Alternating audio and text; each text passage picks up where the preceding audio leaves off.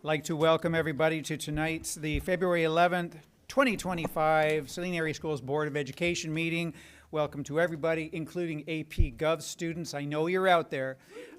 Standing as you're able, please, we will start with the Pledge of Allegiance, led by our very dear friend, Dr. Ryan. The flag's over here, sir. Dr. Ryan Rowe. To the flag of the United States of America and to the republic for which it stands, one nation, under God, indivisible, with liberty and justice for all. I offered to let a student do the pledge, but she was terrified. So next time. I'd like to pass over the microphone to Superintendent Lotch for an interesting recognition. Thank you.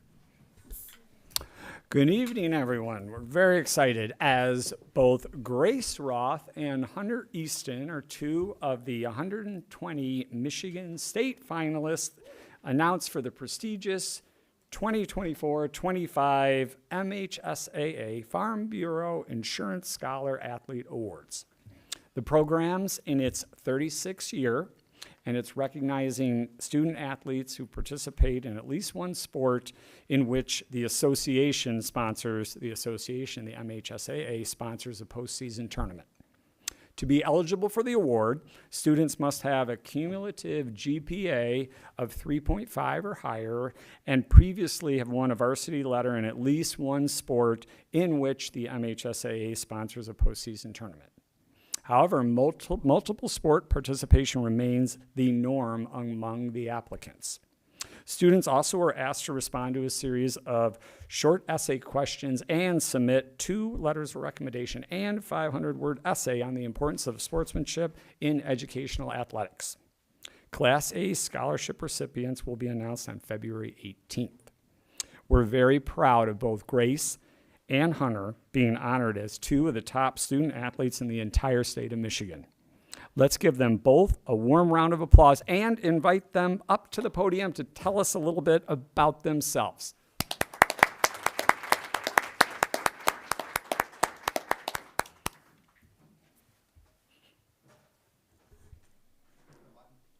Oh, to make it green, the push button somewhere on there. There we go.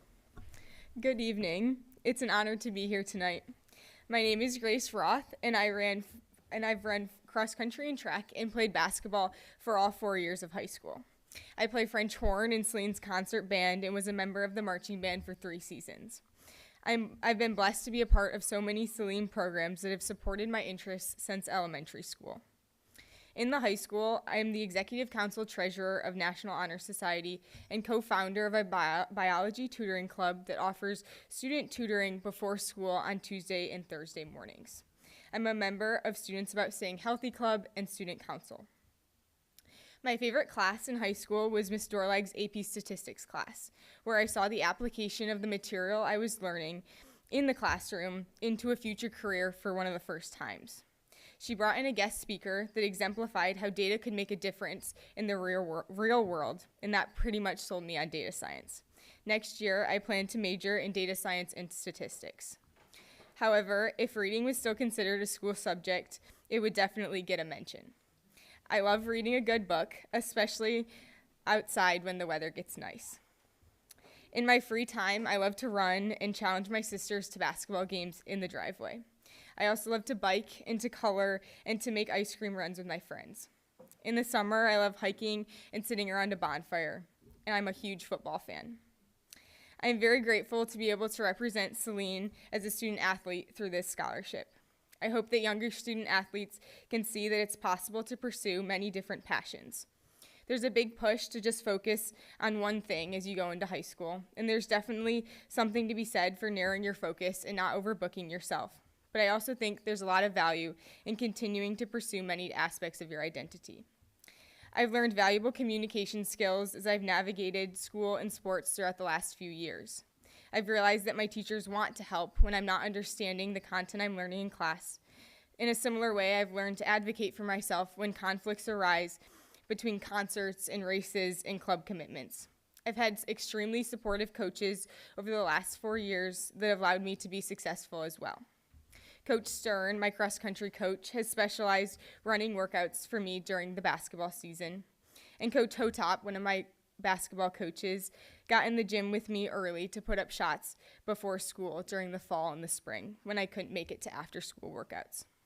Balancing 3 sports seasons would have been way more difficult without them. Thank you again for the honor tonight.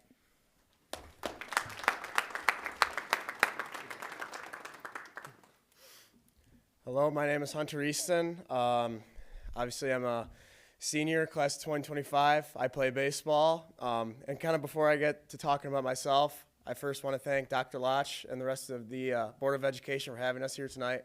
It's a really cool experience and a really great honor. And I also want to congratulate Grace, as she's a great candidate. I really hope she receives a scholarship. I've known her since we were in 5th grade, and she's a great candidate. She does a lot for the school and for the Saline Athletics, so just congrats to her.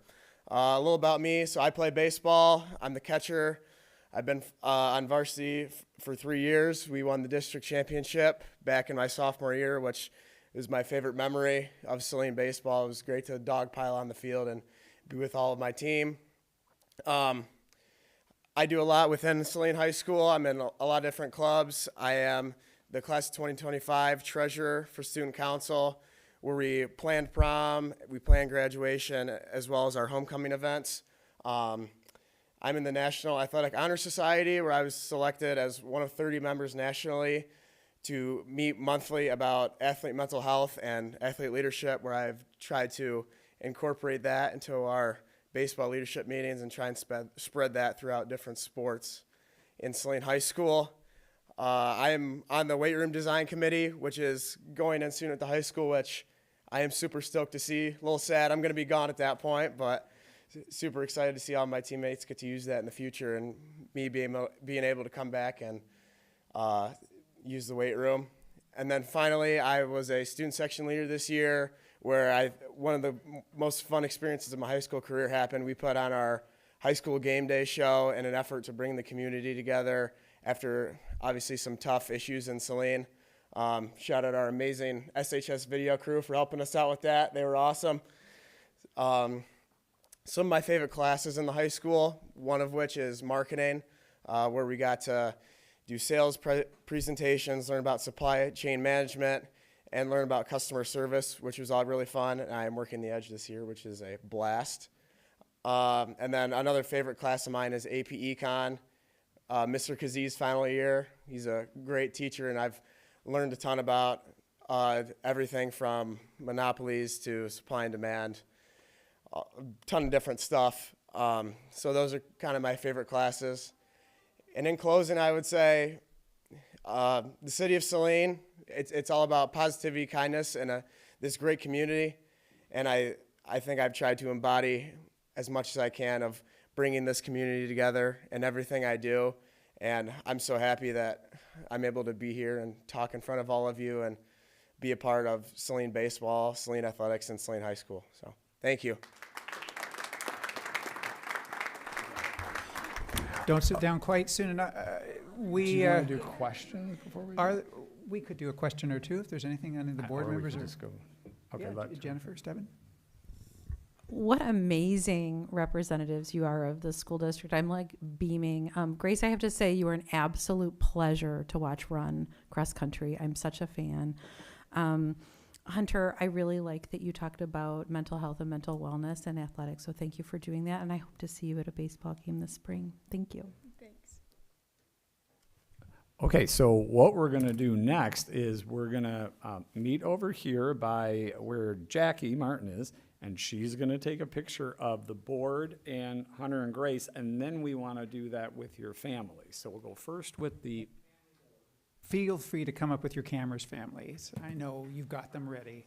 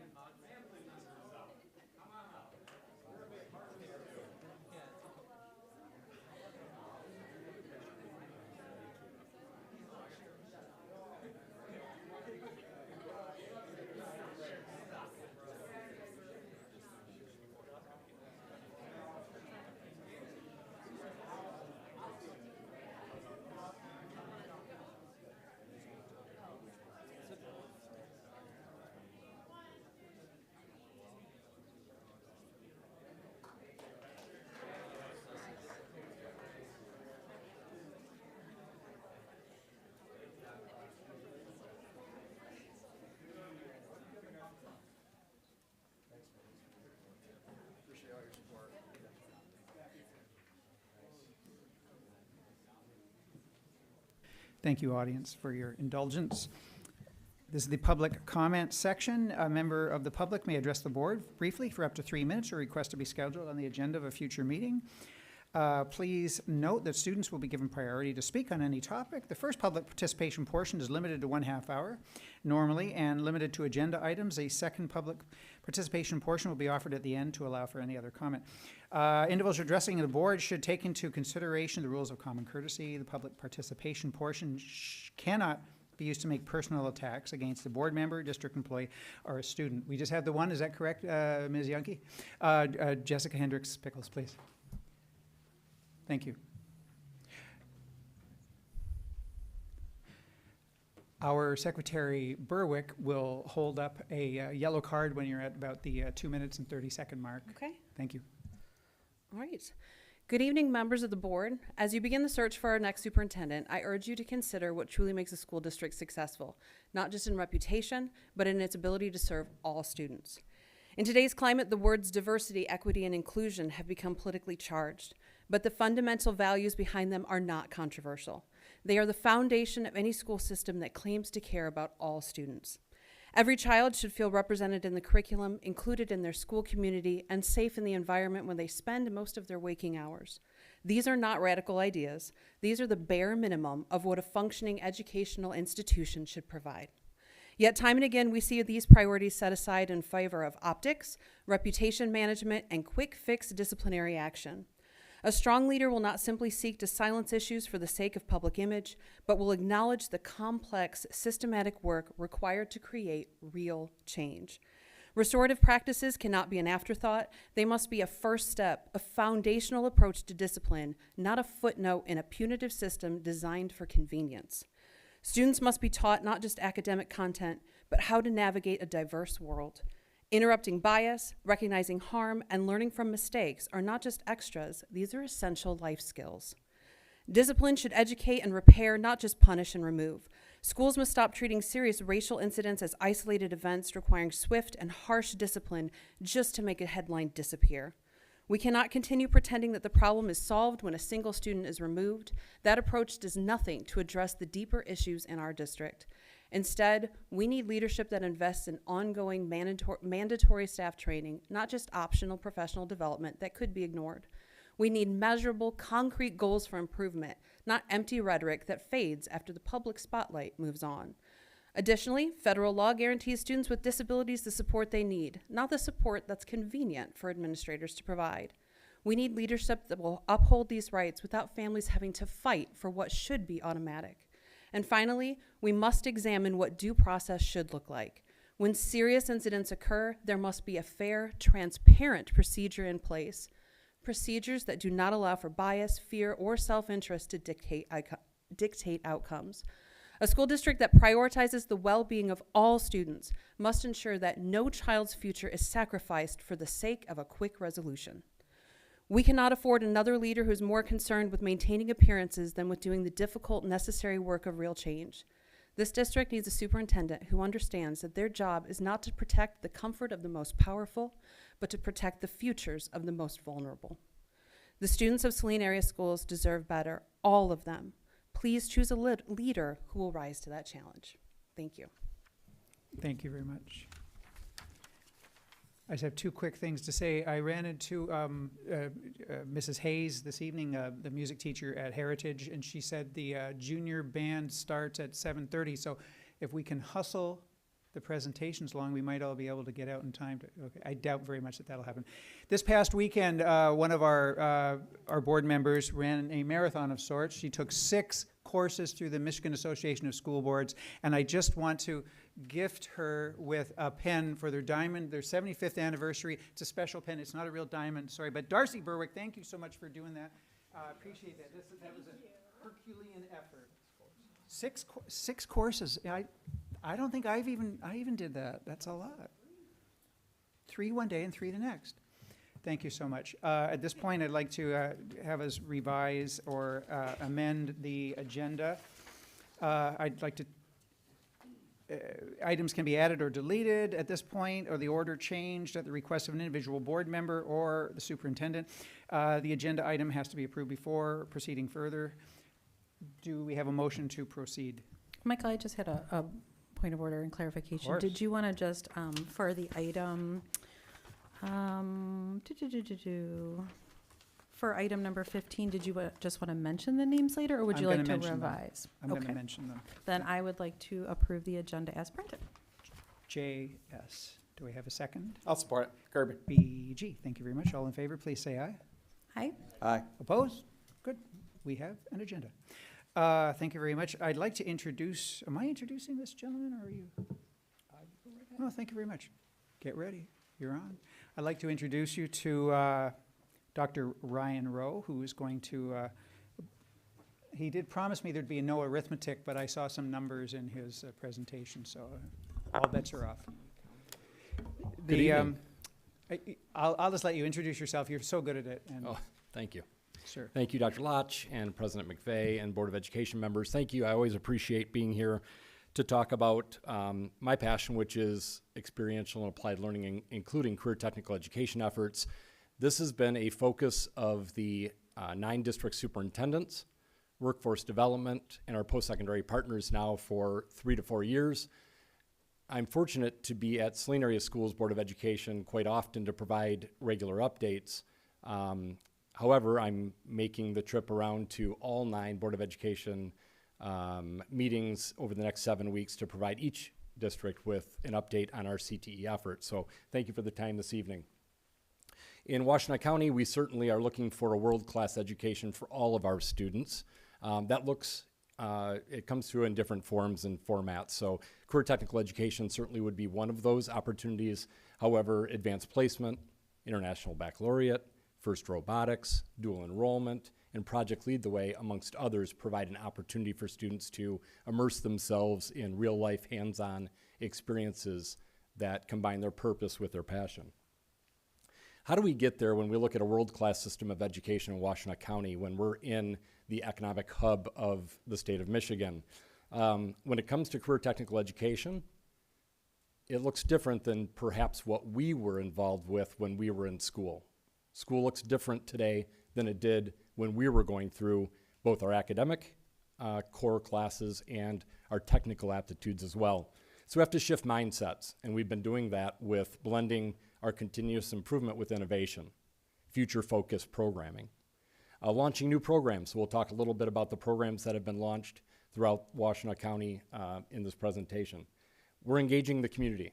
So we held 2 think tank sessions earlier in May, and we brought folks together throughout Washtenaw County, which included post-secondary leaders from Eastern, U of M, and Washtenaw Community College, along with economic developers, business industry leaders, and certainly our educational K-12 leaders as well.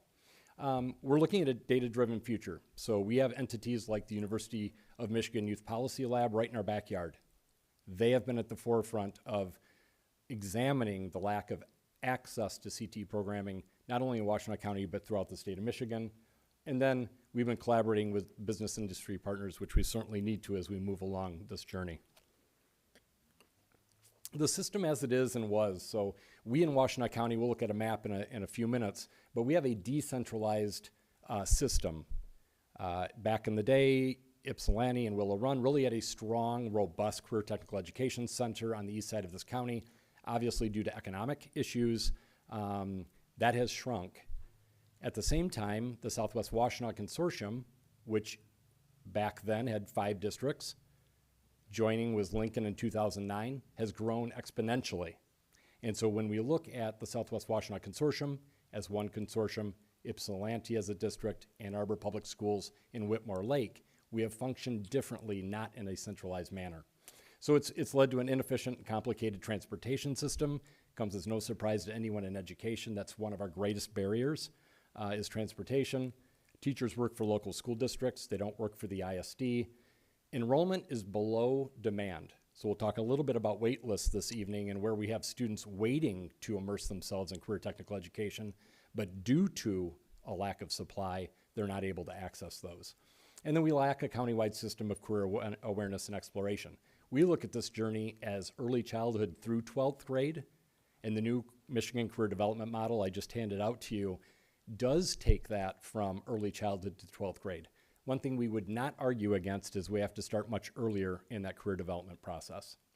Our programming is funded through general funds, so we do not have a vocational millage to help offset the cost of these experiences for our students, but we do have a community with energy, commitment, and resources to help redefine what applied and experiential learning looks like. So we're partnering with our K-12 school districts, we're partnering with businesses like Liebherr Aerospace here in Saline, Zoller, Toyota Research and Development, University of Michigan Health are all at the table for this conversation. Our post-secondary institutions. So when we talk about mobility and we talk about energy and transportation, we're partnering with M-City at the University of Michigan. When we talk about aviation pathway, we're talking about Eastern Michigan University and careers in education. And Washtenaw Community College as well is sitting at the table. And then our community organizations like Michigan Works Southeast, United Way, and others. So what Dr. Michael Rice, the state superintendent, refers to as CTE deserts, Washtenaw County happens to be one of those. We would not think about Washtenaw County being an economic CTE desert, but we happen to be. CTE deserts come in many forms and fashions. Above all else, we cannot supply enough programs for the demand that students have to enter CTE programming to affirm what they want to do or perhaps don't want to do before they go off to college. So these create opportunity gaps. So our students of color, our students who qualify for free and reduced lunch, and our students who are enrolled in the smaller sized districts are all at a disadvantage to accessing CTE programming. So we do not have a vocational millage. 41 ISDs have a vocational millage. We're one that does not. If you look at that map and you see any county, such as Lenawee County, where I was a CTE director and a local district superintendent, they passed a mill prior to 1994, 2.9 mills. Prior to 1994, Prop A, you could pass it for as many mills as you want, for as long as you wanted. After 1994, you could go up to 1 mill, and you have to go back to the voters for a renewal.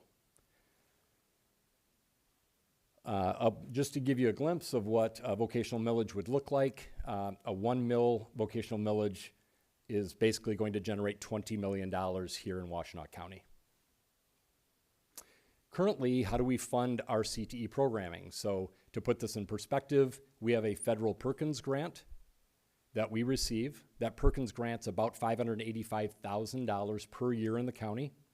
And we have added cost funds that are about $800,000. So we as a county collect $1.4 million to support our 71 programs. To put this in perspective, Lenawee County in its entirety has less student population than Ann Arbor Public Schools. They collect $14 million for CTE programming every year. So it's at the expense of our general funds. And if you walked into any of our CTE programs, they are state-of-the-art, they are future-focused. You would not know the difference because we have proudly supported those over the years. And Saline has certainly been at the forefront of that. So the 15 ISDs with no vocational millage, you can see Washtenaw, Livingston, and Macomb are probably the counties that are the most progressive economic hubs. A lot of these other ones are certainly rural. When you don't have a vocational millage, it creates inequities in the system of students accessing programs. So what can vocational millage funds be used for? CTE readiness activities, maintenance and repair of the labs, physical equipment, building, salary and benefits of the CTE certified staff, transportation cost, it would free up general funds, instructional program areas, curriculum and assessment. When we think about our students who are enrolled, just for instance, in our cybersecurity program, and they successfully complete that program and go on to take a certification exam at the end of the year, that exam may cost $500 to take. We're currently funding that because that's a value-added certificate, credential, or license on their way to college. Same with the CNA certificate or license. But when we're receiving $679 per student from Perkins and added cost, we aren't left with a lot of money to invest in not only enhancing our current programs, but expanding programs as well. So what would that create if we had a funding model that we recommended come this year? It would decrease the CTE deserts and opportunity gaps, increase students graduating from high school with a purpose, increase students exploring career paths that interest them, increase students earning an industry-recognized credential on their way to college, and increase student engagement at an earlier age. We could allocate resources according to what that demand is at the Southwest Washington Consortium, Ypsilanti, Ann Arbor, and Whitmore Lake. We could improve program quality, and certainly we would expand program quantity as well. So 4 years ago, the superintendents, led by Dr. Lotch and Superintendent Norman at the ISD, looked at how we could expand programming and address the inequities that we had in the county, specifically on the east side. And Dr. Lotch helped lead that effort. So we've expanded that by about 15 to 20 CTE programs in the county, most of those at Ypsilanti, Lincoln, Whitmore Lake, and Ann Arbor Public Schools. Classes were grounded in computer science and cybersecurity and healthcare and areas in greatest need. So I just talked to you about not having the funds to pull this off, so how do we actually do that? Well, we looked at our enrollment 9th through 12th grade overall, and at the same time that we have declining enrollment over the last 4 years with our 9th through 12th grade population, look at the enrollment in career technical education programs. This is what we are seeing as a trend. When we came out of COVID accentuated an already existing problem. We have a low birth rate, we have an aging population, an aging workforce. Individuals that were retiring as nurses and educators, engineers, manufacturers, were retiring at 60 to 65 years of age pre-COVID and 50 to 55 years of age post-COVID.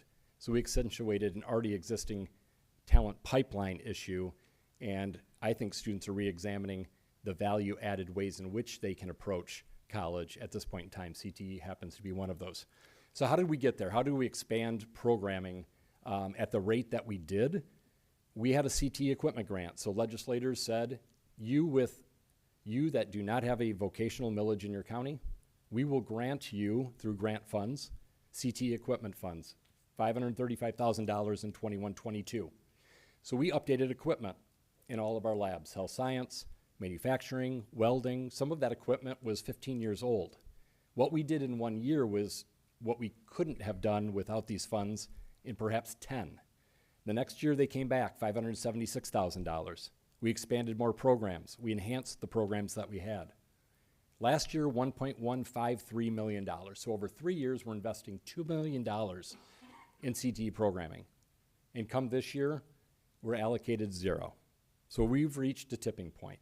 Whether you're at Ann Arbor, or you're at Southwest Washington Consortium, or Ypsilanti or Whitmore Lake, we do not have the funds currently to sustain our programs, let alone expand them at the rate that our children, our youth, our students are expecting us to offer those opportunities. The press release, I took some students up to present to Dr. Michael Rice and the State Board of Education in December. Our students from Ypsilanti and Ann Arbor and Lincoln schools testified on the influential experiences they had in CTE programming on their way to college. So the State Board of Education recognizes that there is a need to increase funding for all CTE programs throughout the state, let alone in our CTE desert such as Washtenaw County. Part of the bigger picture, our top 10 strategic education plan, not one of those could not be addressed with future funding in a systematic manner in which we operate here in Washtenaw County if we were to come together in a consolidated approach. So we have a history of unequal access, and we have University of Michigan Youth Policy Lab in our backyard. So who do we rely on for that data? In 2019, we looked at the U of M Youth Policy Lab and asked them, can you please tell us what CTE access looks like in Washtenaw County? And they came back with the following findings: lack of widespread familiarity with our programs. CTE courses align with emerging occupations. However, there's a desire to expand programming. And the state saw us do that and went to the U of M Youth Policy Lab and said in January 2020, we want to know what CTE access looks like in the state of Michigan. 50% of all Michigan students are enrolled in the CTE program. Female, Black, and economically disadvantaged students are less likely to participate. And we have 500,000 jobs that are waiting for our students. This is pre-COVID. So we went right back to it. We questioned the U of M Youth Policy Lab, commissioned another report to find out if our demand really was what we thought it was. And demand for CTE is equal across all of our districts. Students participate at high levels when they have easy access. In off-site or neutral site locations, like our cosmetology program, are often a way to deliver programming outside of a traditional high school. The state went right back in December 2022. They recognize an economic challenge that we have with CTE access. And finally, in July 2024, we commissioned our final report, which was the findings: all students have less access on average when compared to the state. Now, how are we doing that in Washtenaw County, that our children have less access to the average in the state of Michigan? Access is dependent on which district offers the programs. And based on those findings from the Youth Policy Lab, we move forward to say what programs could offer credentials, awards, and credit on their way to college. We saw that the investment for every dollar that we put in, the community reaped those benefits 5 times over. We also recognize that the 1-2-7 rule, so in any organization like U of M, Health System, Toyota Research and Development, Liebherr Aerospace, Zoller, we have the 1-2-7 rule. For every 10 employees, 1 requires a master's degree or more, 2 require a bachelor's degree, and 7 individuals require an associate's degree, certificate, or credential. And when you think about University of Michigan Health, I often think about the doctors, the physicians, but I also think about the RNs, the x-ray techs, sterile processors, CNAs, the maintenance workers, and food service employees as well. So after we invested and received a $250,000 grant from the state to study this through a consolidation studies grant, those findings that we had from the U of M Youth Policy Lab empowered us to apply for another grant, which was implementing the findings and recommendations. So we applied for the state and received a $5 million grant that we're implementing now. So what are we doing with that? We're increasing capacity. So prior to the superintendents agreeing to pay for my role at the ISD to lead this charge, we had 0 other employees at the ISD that were CTE related, providing support services. It was all done in the local districts. Out of that grant, we are leading the way to build capacity from a CTE coordinator to a county-wide work-based learning coordinator, a special populations coordinator, data reporting specialist, and a CTE grant management coordinator. We were doing this 4, 5, 6, or 7 different ways in an inefficient system across Washtenaw County. We're bringing that in and trying to consolidate those services. Out of our 71 programs that you saw on that map, not one of those programs is accessible to students from all 9 districts. Where you reside is where you can attend. So if you're an Ypsilanti student, you have access to 6 programs.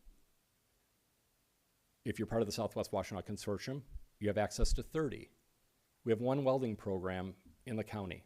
I can tell you that Liebherr Aerospace does not care where you reside. They want employees. We have 47 students on a wait list for health science. We need RNs, we need nurses, and healthcare employees. We have students that want to be involved in these programs. We have not provided the access for those students to be involved. So we're looking at 3 programs that we would open countywide, and we're paying for this out of the countywide consolidation incentive payment grant, out of that $5 million, to show the community what could be possible if we have a system in place and a funding model to sustain these efforts. The very first one is aviation aerospace. So starting in the fall, we're going to launch an aviation aerospace program where juniors and seniors in high school can enroll in our FAA Part 107 drone certification program on their way to Eastern for a bachelor's degree in aviation, on their way to being an entrepreneur, on their way to being a surveyor or civil engineer that's currently using drones, in a variety of other aspects and occupations. And we'll work backwards to have Project Lead the Way courses and programs at the middle school for flight and space, and work with the Center for Digital Media at University of Michigan for digital roadmaps aligned with EV and mobility, a pre-K through 12th grade continuum of care of experiential applied learning opportunities. The second one is engineering construction trades. So at a time that we need more engineers and folks in construction, Ypsilanti Community School students and Whitmore Lake students do not have access to a building trades program. And frankly, some of our students currently, due to transportation issues, can't even access, in reality, the programs that they have access to, at least on paper. So we're looking at some ways that we can offer East Side, West Side hubs, or regional center-based programs, or a central neutral site location. The last one is our best leadership program. So any student, by the way, there's on average about 350 students at Saline High School that enroll in state-approved CT programs. That would be at the junior senior level. Saline has always benefited from our programs, our equipment, and our labs because the 9th and 10th graders can enroll in intro level classes. So although you're not in our year-long culinary program, you can be in intro to foods or intro to baking. If you're not in our year-long automotive program, you could be in autotronics or engine fundamentals or intro to CAD. These are the same labs and classrooms that we equip for CTE purposes. So the last one, the best leadership program, is a collaboration between Destination Ann Arbor, Washtenaw Community College, and our K-12 institutions. Any student that comes out their junior year of any CTE program, we're going to pilot this in the fall. As part of their senior year schedule, they're enrolled in their CTE program if they so choose. Let's take culinary, for instance. They take a class at Washtenaw in the fall, a class at Washtenaw in the spring, and a class the summer after their senior year aligned with a business industry internship, let's say Zingerman's Deli, and they walk away on their way to college with a management certificate focused on entrepreneurship, free of charge to them and their families. So we're looking at that capstone and trying to build entrepreneurs of those that have an entrepreneurial spirit. And I'll give you one example. Trent Trout, computer integrated manufacturing teacher, is working with Jamie Mayo at the ISD. Jamie Mayo walked through the ISD this afternoon with adaptive technology for students with significant special needs. And students in Trent's computer integrated manufacturing class are designing and producing adaptive technology to work alongside our students with special needs. Those students are our next entrepreneurs. They're going to U of M, they're going to Michigan Tech, and at the same time, they can transform lives with whatever community they reside. So those are 3 examples. We're looking at different models that we look to enhance and expand. And then finally, out of those grant funds, we're looking at developing communication marketing and what this looks like. So a countywide logo, countywide messaging. If I asked each of you what career technical education is, we'd come up with different answers.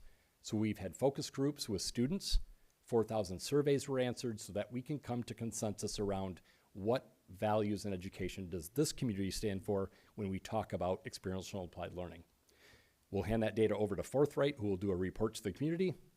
And then Rhodes Branding and Marketing was on campus last week, including Saline High School, doing 90-second videos around our 3 pathways, all leading to a March 18th Community Summit at Washtenaw Community College, where we will roll out all of this to the community. So where are we headed? Basically, we are implementing all of this. I will be at each Board of Education to update them on the progress that we've made. We will head towards that March 18th summit where we'll share this information with the community. And then we'll rely on the Board of Education regarding next steps. Superintendent Norman will lead that charge. Perhaps that leads to some polling with the community to see where they are interested in heading. And then November 2025 could certainly be our decision day regarding a philosophical approach to a countywide system of implementation along with a funding model that supports those efforts. I'll entertain any questions you may have. Board?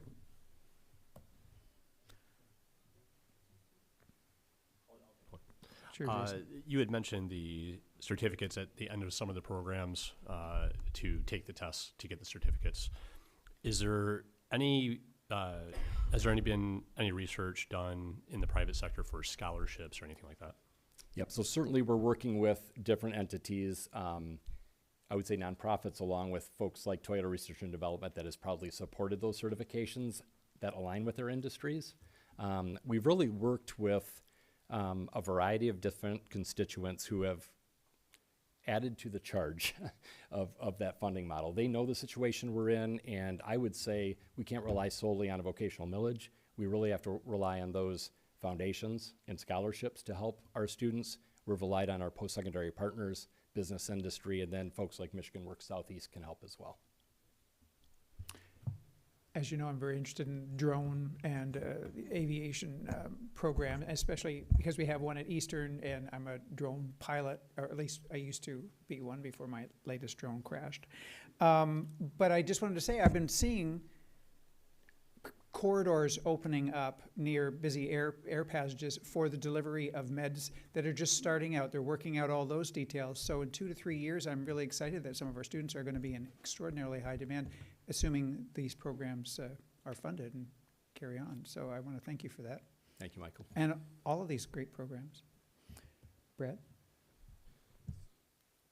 Ryan, I think you do a fantastic job, and I think you're a good leader for this movement, so thank you.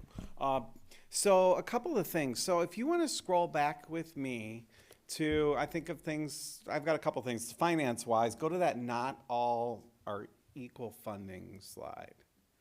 Not all funding is equal. So this speaks to money that is captured through school aid and Perkins. Is that correct? Have you ever done an analysis on how much it costs to educate each student who is in CTE programs? I can give you an approximation, about $3,400. $3,400? Okay. And then I guess I have one other thing. It's more of a comment. Thank you for that. And, you know, I really do think that when I think about the programs that we have, especially in Saline, I can think about my own son who has benefited greatly from Mr. Vasilov's lab and, like you said, from cooking and baking. And so it's not just CTE students who are benefiting from these things. When they're available and they benefit all of our students, right, and large numbers of them. And so when I think about, you know, appeal to the masses, if you will, right, I'm glad you spoke to that, and I think it has a lot of value or strength. So I would say 350 students on average in CTE state-approved programs, an additional 540 students at Saline High School in the CTE elective courses. We're talking about 900 students every day that are impacted by career-related programming. Who aren't necessarily Correct. consortium kids, right? So outstanding. Thank you. Anyone else at the table? Jennifer Steppen?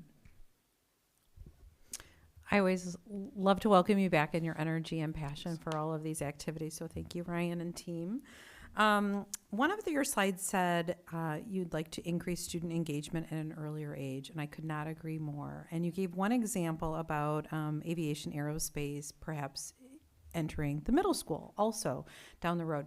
Could you give us, for Saline area schools, some other examples of kind of like some short-term wins that we could expect to see around starting those things at earlier ages, and maybe then some long-term objectives? Yeah, the interesting thing is we think about culinary, we think about aviation, we think about engineering, but really what we're talking about is that's the catalyst and excitement to deliver math, science, and STEM education. And so when we talk about mastering fractions, which is a critical aspect, we could teach fractions, but what's the catalyst to get a student excited about that? And I think that's the same thing with entrepreneurship. Students are interested in shoes, are interested in sports. How do we turn something exciting like starting a small business in shoe design to capture the excitement from a student at a much younger age? One aspect that can be paid for out of vocational millage is career exploration camps. Now, we've offered a few of those through Saline Community Ed. I'd like to offer 40 of those every year at a very reduced price, offset by the funding model of a millage, and have our quality teachers be offering those in our CTE labs at a much earlier age for a week-long career exploration camp. Why not? We're doing this throughout the state. We don't have access to those opportunities at this point in time simply because we can't fund those. And we've prototyped some of that here, though, That's correct? correct. Like through community ed, That's correct. shout out community ed. With baking and cooking, That's which right. you already mentioned, I mean, they sell out, like very popular. So I love to hear it. Thank you so much, Ryan. Anyone else? Yeah. So thanks, Ryan, for coming. I love the CTE stuff. And first off, you mentioned the Washtenaw County as a CTE desert. And here in Saline with the Southwest Washtenaw Consortium, we don't think of it as a desert. But so that was kind of impactful for me. And, you know, I am super supportive of this. I am not one that's super supportive of millages, but I'm supportive of this because I think this is a great idea to get more kids exposed to CTE. Looking at Washtenaw County, some of the districts that some of the students would benefit the most from CTE are the ones that are lacking the most, and I think that is that needs to change. So anyways, and then I also, once again, not a fan of millages. I'm not going to go into it all, but I'm not a huge fan of the way the ISD handles the Act 18 and how that funding model looks. So I'm anxious to see what your funding model looks like, and I'm sure it's going to look a lot different. At least I hope it will. Darcy? Thank you. I just wanted to mostly comment on how much I appreciate the Southwest Washtenaw Consortium. I've had the opportunity to sub in 4 different CTE classrooms, and every one of those teachers were inspiring their students for the work that they produced, especially if you go into Mr. Trout's classroom.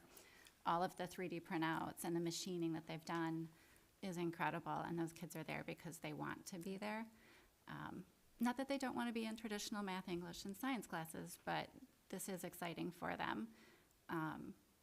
And when you were speaking to the cost of equipment and things like that, it's incredible equipment, and it's things I had never seen before. But those educators take good care of the equipment that they have because they value it in the program.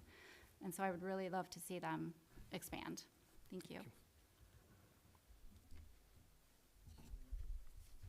Well, thank you once again, Dr. Rowe, for coming back. You're always welcome. Thank you very much. Appreciate it. Thank you for the time. We're going to slide into a discussion and possibly a motion right after. Once a year. Oh. That's okay. Yeah. He has quite an entourage. I'm very impressed. That's the AP government group. Thank you very much. As you know, we as a board can cast 1 vote for a member of the board of directors for the Michigan Association of School Boards, the MASB, and we have before us 3 candidates. I just want to have just a general discussion and see if any of those candidates have bubbled to the top of your radar, and whether we may be able to cast a vote tonight. I just want to share, I have worked with candidate number 3, is on page 8 and 9. I have worked with Jack Tempsey before. I have also worked with Guillermo Lopez, who is currently serving on the board. He and I ran together, opposite each other 4 years ago, and I ended up, he ended up beating me by about 3 or 4 or 5 votes, something like that, which is fine. And I've since spoken to him. When I found out he was running again, I said, Guillermo, I am going to step back because I think you've done fine work. He's 24 years on the board. He's doing exceptional work on the board of directors. And that's just my 2 cents. And sadly, though, I don't know anything about the other fellow, Corey McLaughlin, but he's an up-and-comer. So if we don't vote for him, I'm sure we'll see him again. Do you have anyone else have any preferences that bubbled up or comments you want to make on any of the other candidates? Jennifer. I just had a question, if you happen to know, and I'm trying to Google it, and I tried to look a little before. Do you know how long Mr. Lopez has been on? I know he's the incumbent. 24 years. So that was his school district, though. On How long? the district. I believe it's he's 3 terms in, so he's been at least 8 years, I think. So I'm looking at Jay because you might know. I think those are 6-year terms. 6-year terms, so 12 years at least. He's looking at his 3rd 6-year term. Okay, thank you. I'll speak real quick to this. I can tell you that I've heard from 1 out of the 3 personally, right? So Guillermo Lopez took the time to send me to my personal email, like a letter about himself and to improve, provide information and all of that kind of thing. And so I will be honest with you, like from a personalization standpoint, I really appreciated the fact that he was forthright and told me what his goals were and what he wanted to do, and that he's very much into training is what I took out of it, and youth health kinds of things. And he talked about he's really into like sleep deprivation and some of those things with youth. And so long story short, like, I mean, if you ask me, like, I've at least heard from him. The other two, I would not be able to, I wouldn't say that I would be against them, but he is the one individual who's personally reached out to me. Yeah, so. I can also tell you, he does walk the walk as well. He shows up at the legislative priority setting sessions, and where he could easily just, bypass that. He's actually there with us and passes on that information to the rest of the MASB. And I'd be welcome to you guys jogging my memory, but like, anyway. Sorry. Oh, sorry. Darcy or Tim, either. Okay. So, I don't really have a huge preference one way or the other. I did like how Corey did mention how career and technical education was a priority of his, and obviously coming off this, that I highlighted. And so I did like that, but I don't necessarily have anybody that's really sticking out. Okay, Darcy. Similarly with Tim, I appreciated the reference to CTE. As far as Jack Tumsey was concerned, I appreciated that he was looking at school funding, which is rather prescient at this point in time. And I was a little disappointed. I felt like Guillermo Lopez had reached out after realizing that perhaps his information was lacking on the presented materials. You think that was it? Okay. That's just one way to read it, right? Or he added all his details in the letter that he sent. So Yeah, I mean, 6 of given them. space constraints, I felt like it wasn't best foot forward, but. Okay. Are we in a position to just do a quick, to put a name forward at this point? Do we feel like we're ready to? I have one other comment.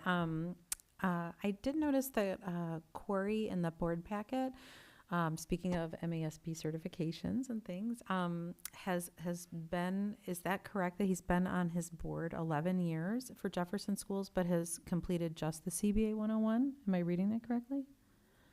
I'm gathering that it says certified board member, that he's taken the full set of courses. He may not have filled out the form. Because if I look at Mr. Tempsey, it has his complete list, Master Platinum, Master Diamond, et cetera, et cetera. And then same with Mr. Lopez. Yeah.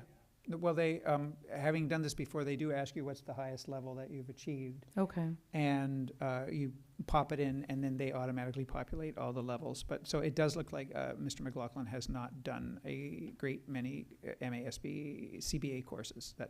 We can attest to that. But he is board member certified, which means he's taken the basic 9. Okay. That just stood out to me, just additionally. I take it it's said in a negative way. A little bit, yeah. Yeah, a little bit. Little bit. Okay. Okay. Well, I tell you what, I'm going to put a name forward, and I'd like to entertain a motion to cast our collective vote for, and I'm going to say at this point, Guillermo Lopez, and as our vote for the MASB Board of Directors representing Region 7. If he doesn't get enough votes, we'll cast around and find somebody else. Do we have a motion? Not ready to move yet, huh? Should I insert another name? If you need you another made the 2 motion, weeks- you're just looking for a second, right? I said I'm entertaining a motion to put his name forward.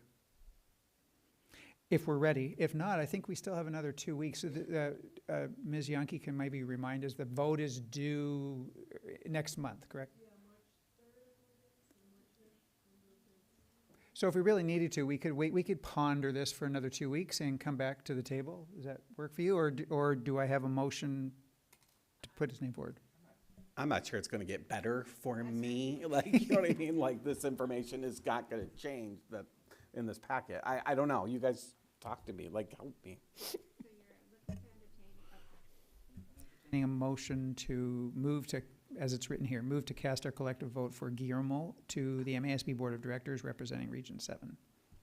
So at what point would it be acceptable if I wanted to make a different motion?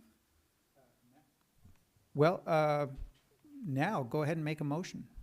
I would make a motion that we elect Jack Tumsey for the MASB. All right, is there a second for that? I'll support Darcy's motion. Oh, there you go. We can have a quick other discussion now. Sorry, DB, just writing down your initials. Great, Can I ask for a moment to read them again? please. Mhm. You just- In the you just did. meantime, I can say a couple other words to build off of why I would second. Make some words. I'm sure Mr. Lopez is a fine individual, and I really thank him for his service in 24 years on a school board. Bless his heart, Lynn Lansing. That's really hard. But I do overall believe in limiting terms and giving other people opportunities and voice. So that's why I was open to that. Okay. Brad's still reading. It's okay. We can wait. I'd like to hear more if other people, does anybody else have anything like one way or the other about, it seems like we're between Guillermo Lopez and Jack Tempsey. Correct, The I'm just motion's on- making sure that, So the Just- motion is on the floor for Jack Yeah. Tempsey. Again, just as far as As my discussion is concerned, I weighted more what I was reading here than the email that was sent separately. And, you know, as we are heading into an uncertain, Michigan education is underfunded horrifically regardless, right? And if he's willing to look at how we fund education in the state, I'm very interested in that. Okay. I think that might be compelling to me. Money might be compelling to me. Sorry. And not to say that I expect great change, but if someone is interested in having that discussion, I applaud that. Okay, Brad. You done? Yeah, I've read it. Okay. Right then, well, at this point, then we say all in favor of voting for Jack Tempsey at this point, please say aye. Aye. I heard the majority, I don't know how many that was. Opposed? Me. Okay, that's fine. So we have 6 and 1. It is Jack Tempsey we're putting forward to the MASB. Mrs. Yankee? Just give me 1 second, please. Great, thank you. I'd like to pass the microphone over to our next facilitator here. It's going to be Chairman Brad Gerby, Treasurer Brad Gerby. All right, so I had the privilege of leading the new 2025 finance team through our first meeting today. I think it's going to be an awesome team, and I appreciate Jason and Tim and Miranda and Steve for being my teammates on the finance team. We had a pretty robust meeting, and we took every minute of the 1 hour that we allotted, and we had a number of discussion items. We just first of all made sure that there weren't any questions overall about SAS budget and some of those kinds of things. We have lots of funds and bonds and grants and all of that. Thank God we have Miranda to kind of keep our head on straight and keep things going. So thank goodness for her. But long story short, we just kind of just did a little bit of just tidying and making sure on that. And then you should anticipate, the whole board, that on the 25th of February, we do plan to bring a budget amendment. So we will be asking Dr. McVeigh to place a budget amendment upon the agenda items for the 25th of February, that meeting 2 weeks from now. Thanks for letting me know. Okay, and at that time, we'll talk a little bit about some of the more specifics. There's some, we called it good news, bad news kind of thing, right? Some of the, expenditures appear to be up. Revenues are also tracking up. Some of that is due to some Act 18 money, and some of that, I don't want to get too much in the weeds on specifics because I think we'll accomplish a lot of that on the 25th. But long story short, that is the reason why we're thinking we're going to bring forth a budget amendment to the team. Okay, so stay tuned for that. Our next thing talked about there are two things that we are obsessed with in finance, and that is foundation allowance and student enrollment, right? Those are the two things. And so we talked a good amount, and we always talk about this, and I'm sure we will, just tracking enrollment. whether it's headcount, whether it's trends. Our people do an incredible job, meaning Steve and Miranda, of giving us, like forecasts and looking at trends and making predictions and being good about budgeting. And so I can tell you that, and again, I want to save some of this for on the 25th, but we should end up realizing a lesser enrollment drop than we forecasted for.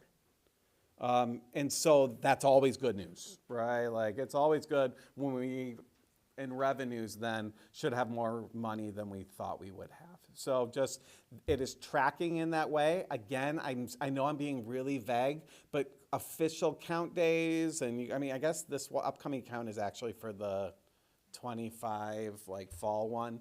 But long story short, it's tracking in the good way, and on the 25th, we'll try to be a little more specific with that, but it looks like, if I gave you like some rough numbers, we budgeted down 110 and we're looking closer to 70. So if there's a 40-ish, I don't want to please don't lock this in stone yet, but give us the freedom on the 25th to actually make the presentation, okay? But we did talk about that. There is some scuttlebutt and some talk about how federal funding and how some of the freezes in EOs and some of that, and then there was a pause, right? So we're still kind of trying to figure out how that applies to IDEA. We're trying to figure out how that applies to Head Start, some of that kind of stuff. And so we need a little bit of time on that. But again, that's like on a pause. Now, the thing that's got a bigger thing of our eyes on is some of our grant money that we might realize, and some of the ways in which we may not realize some of the grants that we had seen before. So we may have to have some of those kinds of conversations, and it's only February, and the finance team will meet till the end of the year, and we'll have those conversations going forward. So that is that. We talked very briefly for about 5 minutes about Governor Whitmer's initial proposed budget. Again, that is her first lob of the tennis ball across the net, and it does appear that Governor Whitmer is proposing education being a priority. She is proposing a pretty robust,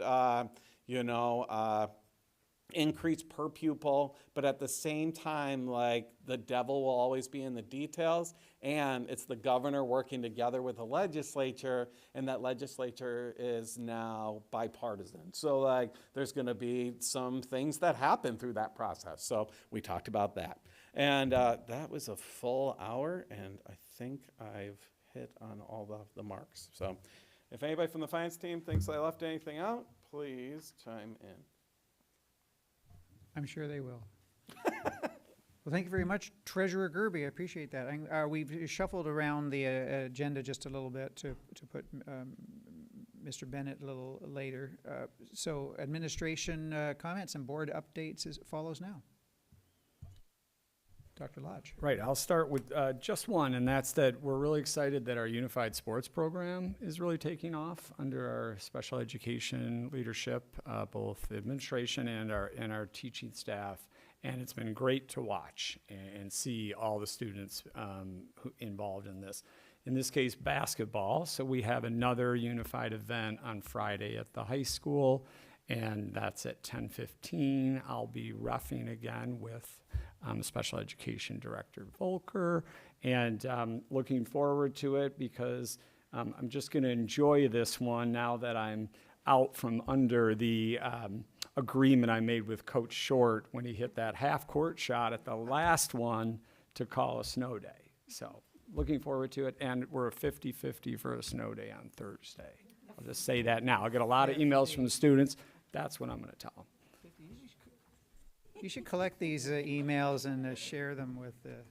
I think we should take a vote right now.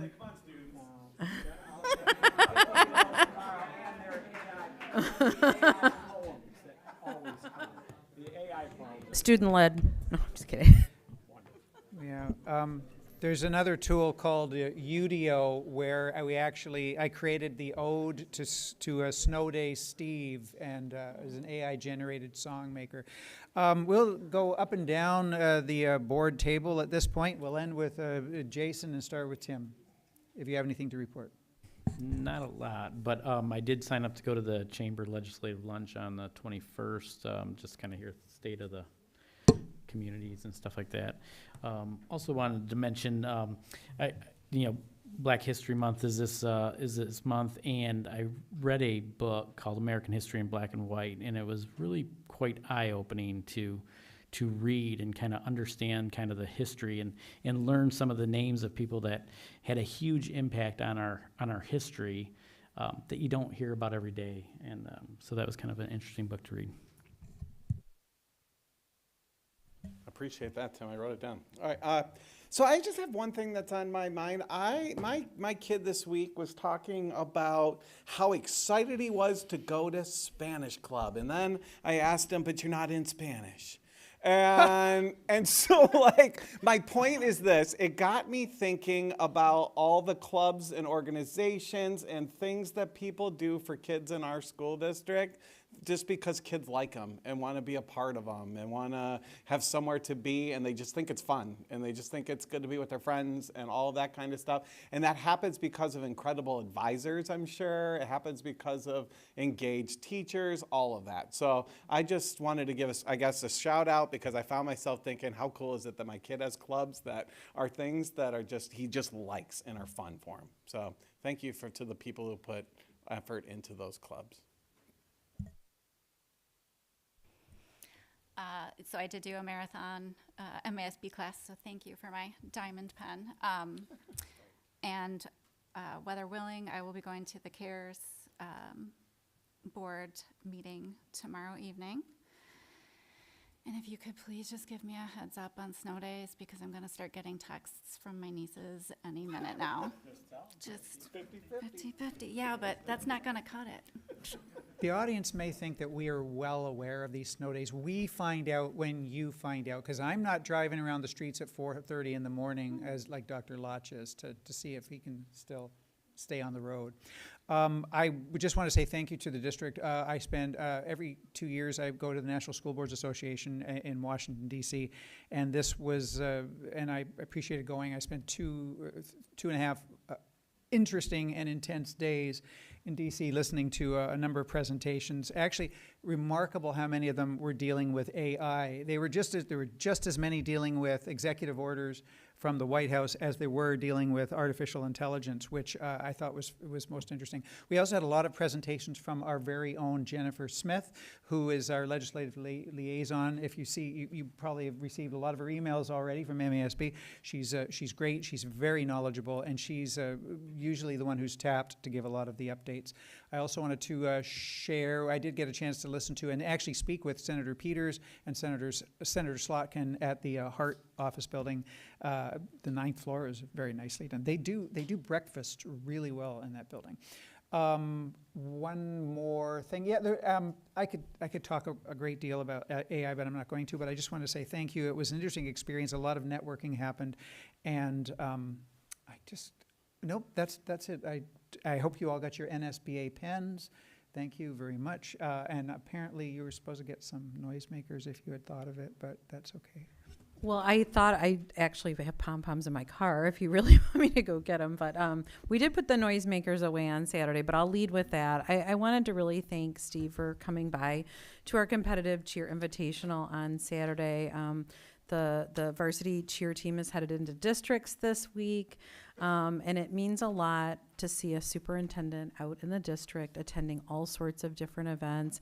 I loved that him and Don Lupi were right in front of me cheering. I got the photo. Yes, I sent it to Jackie.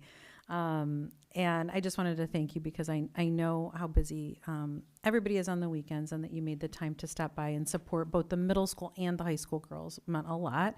Whenever we do activities or clubs or sports or things like that, it's such a wonderful thing to be able to show off that high school and to show off the real positive nature that our student athletes or students in clubs or students in music exhibit. We have a really good reputation when folks come and we host events. So thank you for attending that. Steve, I, and others started our day today with our monthly foundation for Saline area schools. So I'll give a few updates from there.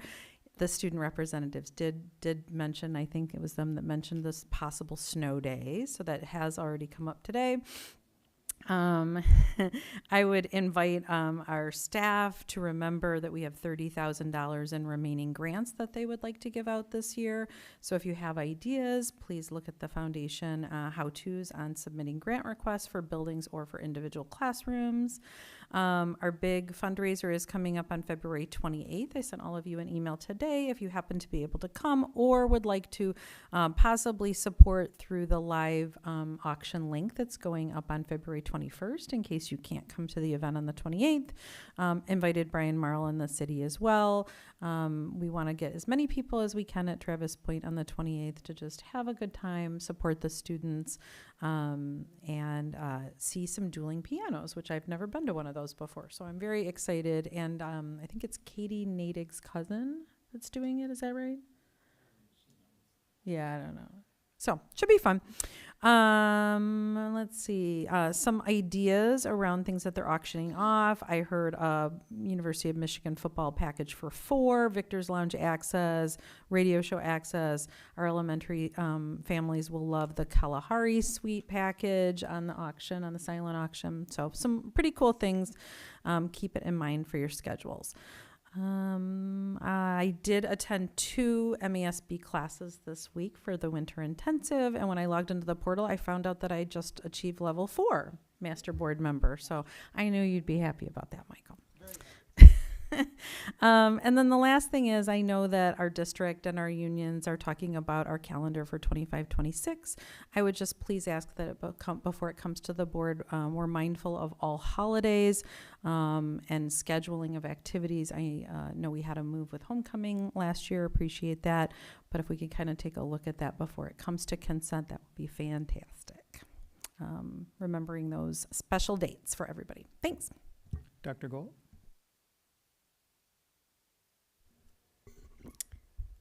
I'd like to first acknowledge public comment tonight regarding the importance of moving forward with leadership regarding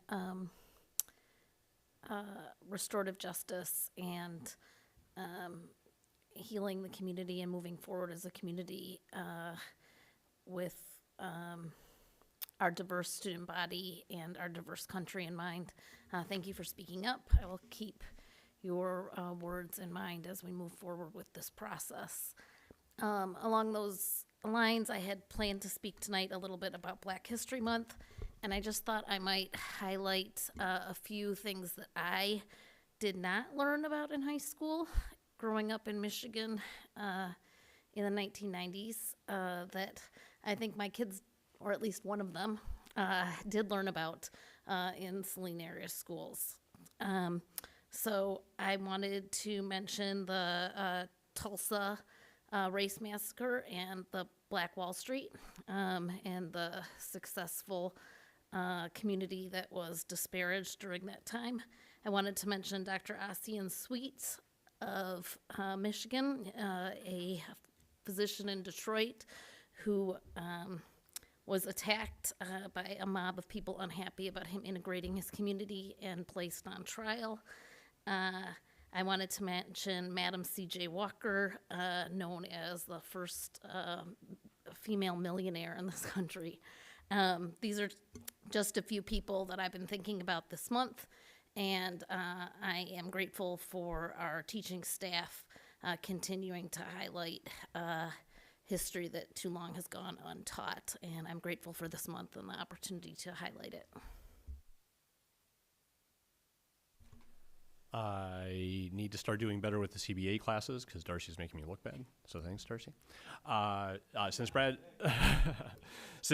brought it up about clubs, I had a really great opportunity to have a long discussion with a member of the community last week. That we kind of see things very differently, but I think talking to those folks, gives me a lot bigger look. So we talked about activities in clubs and some of the obstacles to that. So Dr. Lotch was great with his time with giving me some feedback on that. And I'm going to be working from whatever angle I can with the advisors of the clubs to figure out ways to get more kids more involved in the clubs, especially kids that, might be a little bit shy and might not, want to, there might be an obstacle to them. So really want to work with the advisors on figuring out ways to get more kids more involved in the clubs that they would really benefit from. And that is the conclusion of my update. Well, thank you. Short and sweet. I had two things I forgot. One is that Michigan had the largest number of representatives at the National School Boards Association, and that on February 19th, it is going to be 19 degrees for the polar plunge. And you can still fund me. I want to thank Vice President Stebbin, and was Brad last year funded me, and I appreciate that. So, nope, not much pressure, but some pressure. And, oh, okay. And as Dr. Lodge said last year, freezing for a reason. All right, we're going to go on to the consent agenda at this point now. I'd like to entertain a motion to authorize the consent agenda as printed. So moved, Stebbin. Supported, Tizides. Thank you. 2 J's. All in favor, please say aye. Aye. Aye. Opposed? Excellent. Thank you very much. Items on the next agenda, Dr. Lodge? Yes. We have a budget amendment like Trustee Gerby mentioned, and then we also are going to have a enrollment and school of choice update. Thank you. We have the final public comment of the evening. A board member of the public can address for up to 3 minutes. And we have one speaker, Sabrina Patillo. Apparently, I tried to make your name too fancy last time, but I got it right this time, right? Thank you so much.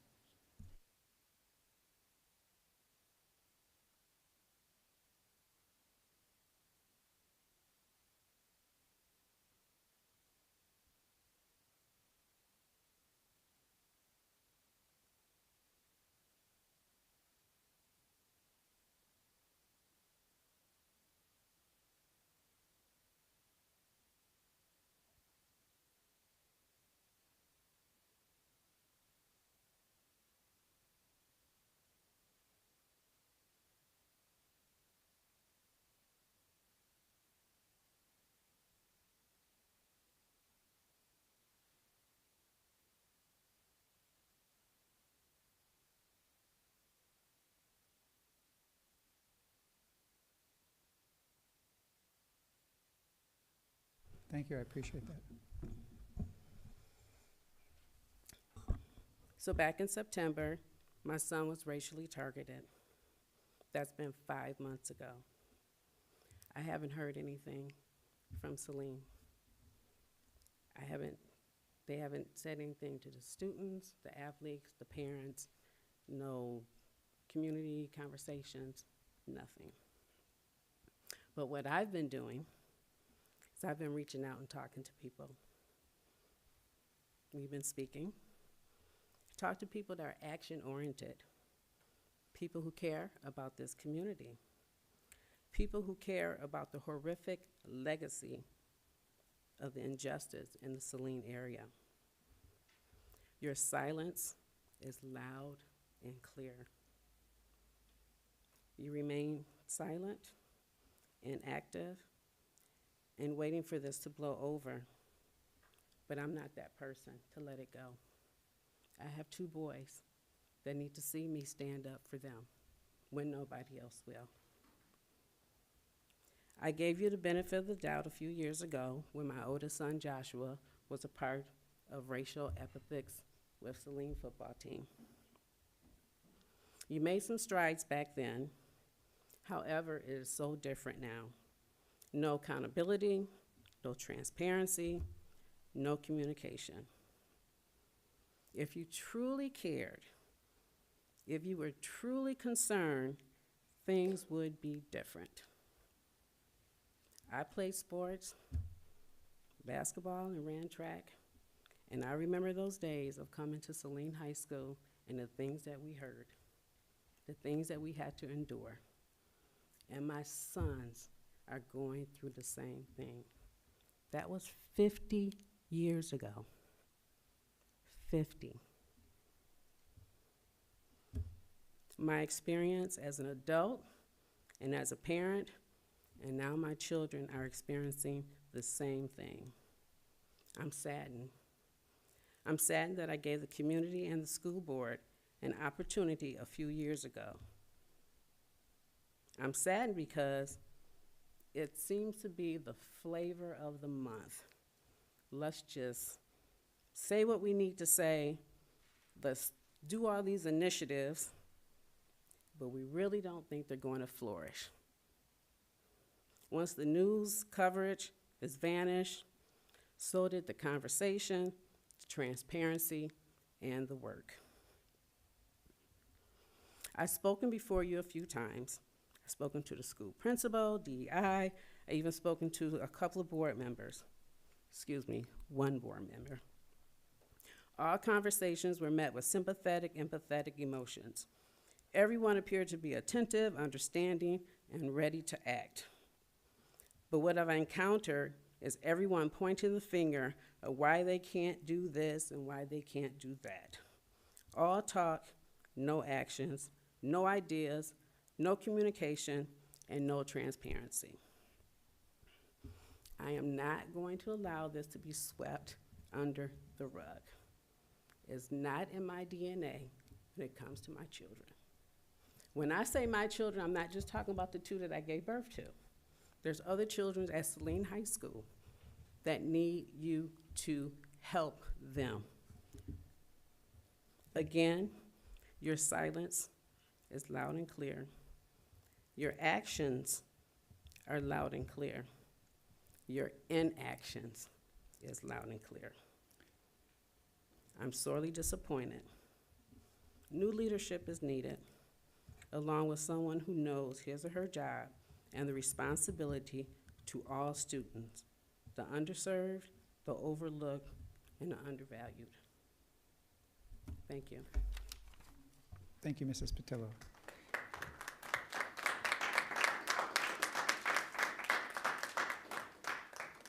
I lost my...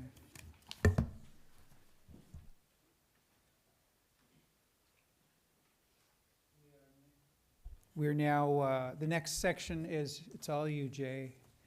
Mr. Jay Bennett is going to be walking us through the timeline for the superintendent search. And Dr. Lotch has volunteered to hang back while we have this conversation. All that's not necessary, but it's fine. Yeah. Thank you.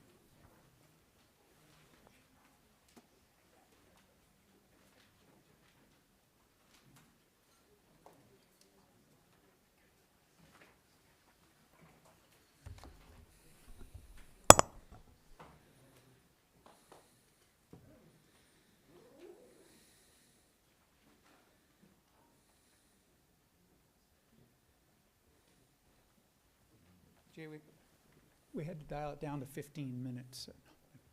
That's fine. Just joking. Yeah, I can do I know 15. you're so flexible. You can handle anything. This is a test. Yeah, I know you said that's fine. I should just stop while I'm ahead. Thank you, Mr. Bennett. Absolutely.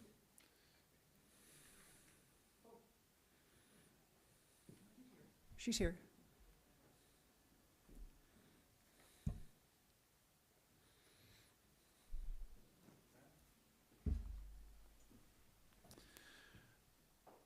All right. Well, good evening, everybody. So I dropped off a PowerPoint in front of you. It's what we refer to as our planning document. And we've got just a couple things that we need to go through before we get to our timeline and some other materials. So our objectives tonight are to review the search process, to clarify the role of the search consultant, that's me, plan a detailed timeline for the search. The work product that I'm looking to come out of this meeting with tonight are a detailed timeline, a preliminary posting, and a salary range. Our agenda for tonight, we'll talk a little bit about the search process, make sure that we understand what our roles are. We'll talk about qualifications of a superintendent.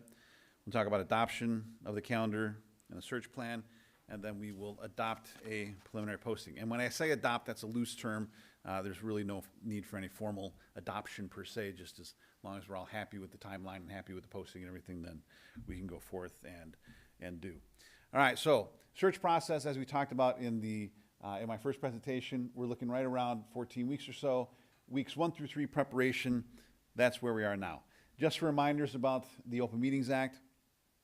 This entire search will be done in open session. Only 2 exceptions that come to mind right off the top. If we have a number of internal candidates, then I may take you in a closed session to discuss internal candidates only, just so that we don't inadvertently out them as candidates. If we decide to, as a board, employ any kind of behavioral testing of our applicants, then we can talk about the results of the behavioral testing in a closed session. But other than that, everything else is done in an open session. Selection of candidates is done in an open session.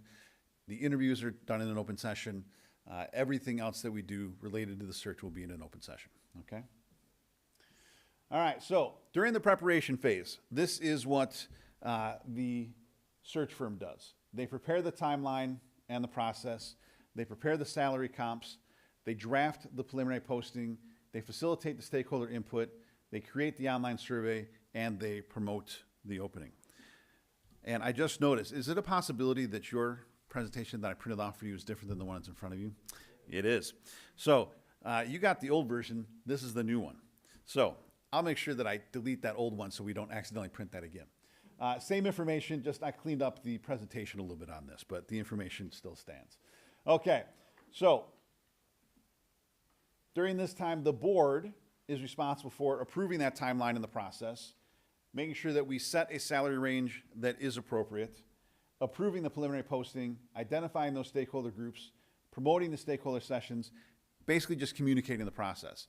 So I have worked with your administrative assistant and your communications director to kind of put together a list of those groups that we're going to meet with. We'll talk about that when we get to the timeline, make sure that all those groups are the ones that you want to make sure that I meet with, and see if there's any additions to that. During the preparation phase, the district is responsible for posting of the meetings, posting the preliminary posting. So we generally recommend that you create a web page specific to the search somewhere on your site. And then on that website, on that subset of your website, will be all the information related to the search. So there'll be a listing of all the meetings. There'll be a link to the online survey.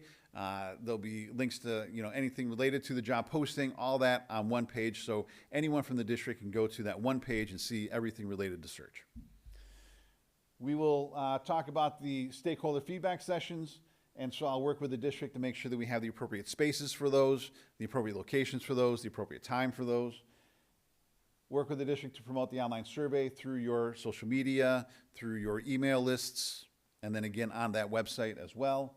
And then we'll continue to promote the opening. And when I say promote the opening, you're just putting it out there that it's out there, and then it will then link back to the actual opening that I've set up for the applicant, for the applicants.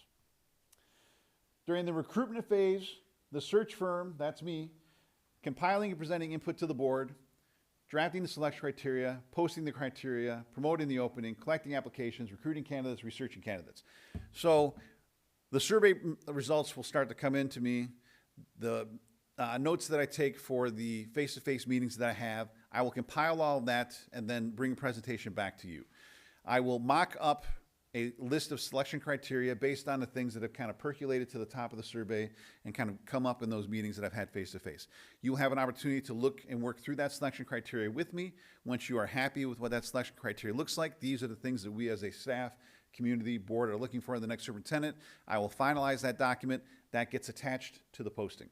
Once that is attached to the posting, anyone that is looking to apply for the job will then be able to see exactly what it is that you're looking for, and they can then make sure that their materials reflect that. So if you're looking for somebody with administrative experience, then they will make sure that they reflect their administrative experience in their cover letter and in their resume. It will also give them an opportunity to look at the posting and think to themselves, well, maybe this isn't the right fit for me at this time. Maybe they're looking for more experience than I have. Maybe they're looking for different experience than I have. And so attaching that selection criteria to the posting, usually a week or two before it closes, allows them that opportunity. Now, we'll have the posting open much earlier than that because we want them to have time to collect all of their materials, update their resume, at least get a kind of base cover letter together, collect our letters of reference that they want to collect, and then once they see the timeline, they can then set those dates aside. So if I'm going to get interviewed, I know I need to keep this night and this night open for the interviews, that kind of thing. So that's why I want that posting to be out there as soon as possible, even though it may be a couple weeks before we get the selection criteria attached, and then even a couple more weeks before the posting actually even closes. As far as the recruitment, so if I mentioned this last time, I apologize if I'm repeating myself, but when I was up at the midwinter conference for the Superintendent's Association up in Grand Rapids, I was already talking to people that were asking me about the Saline posting because they knew it was coming. The Saline job, the Saline job, the Saline job. Now at that point, we hadn't been awarded the contract yet, but I did talk to a couple of people about it and just said, hey, if it comes my way, then I'll definitely keep you in mind. And so I've already got some names of some people that we're going to reach out to. I've talked to some people even tonight that have given me some additional names. When I have those face-to-face meetings with the various groups that we'll be talking about, I'll make sure that I encourage them to supply me with any names that they'd like me to reach out to. And, again, to you as board members, if anything comes up, anybody you think that you want me to talk to, definitely make sure that you get those names to me. I will do some initial research on the candidates.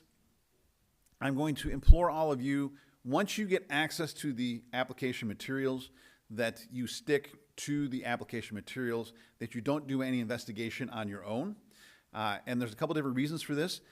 The two most important are, one, as you do more research, you open up yourself to more opportunities for developing a bias towards a particular candidate, all right? And it's not necessarily an overt bias, but you may start to find out more information. It may kind of start to shade you one way or the other. By focusing explicitly on the application materials, the resume, the cover letter, their letters of reference, the answers that they give to the questions in the application, then you're looking at an even playing field for all of your candidates. And that's what we're trying to strive for, at least for that, for that first round of interviews and whatnot. The other reason is I would hate for you to, in your research, inadvertently out a candidate before they have had an opportunity to decide that they even want to be a candidate in your pool. Every application that is successful, meaning that they have answered the questions, uploaded a resume, uploaded the cover letter, uploaded 3 letters of reference, and hit the submit button, you will see when I release that information to you, okay? We only release the names of those candidates that have actually accepted an interview. So if you look through, and I'm just throwing this number out here for the sake of simplicity, if you look through 20 applications and decide you want to bring in 6 for interviews, I will then reach out to those 6. If all 6 accept, then we will release the name of all 6. And then they're known. The other 14 candidates' names are never released. The only people that know that those other 14 candidates are there are the 7 of you, myself, your administrative assistant. I will give Betty access to the materials as well, so that if any of you want anything printed off, she can print things off for you. I will caution you though, 20 applicants, figure 2 to 3 page resume, page for a cover letter, 3 letters of reference. It quickly adds up. We're talking about hundreds of pages of printed material. And so you have electronic access to all of it. It's very easy to read through electronically on the computer. I would recommend that you read through electronically on the computer. But if you don't have access and you would like something printed out, then Betty will have access to the materials as well. So those are the only people, and then people in my office, they will have access to your applicants and will know who actually applied. If we reach out to those 6 applicants and somebody denies or declines an interview, then only the names of those 5 applicants will be released. And so we won't release it again until they've actually accepted an interview. All right, so during the recruitment phase, as a board, you're going to consider that stakeholder input. You're going to revise and approve that selection criteria that we talked about. You're going to start working on the contract language. Now, I know it may seem a little weird to be working on the contract language before we've even had an opportunity to offer the contract.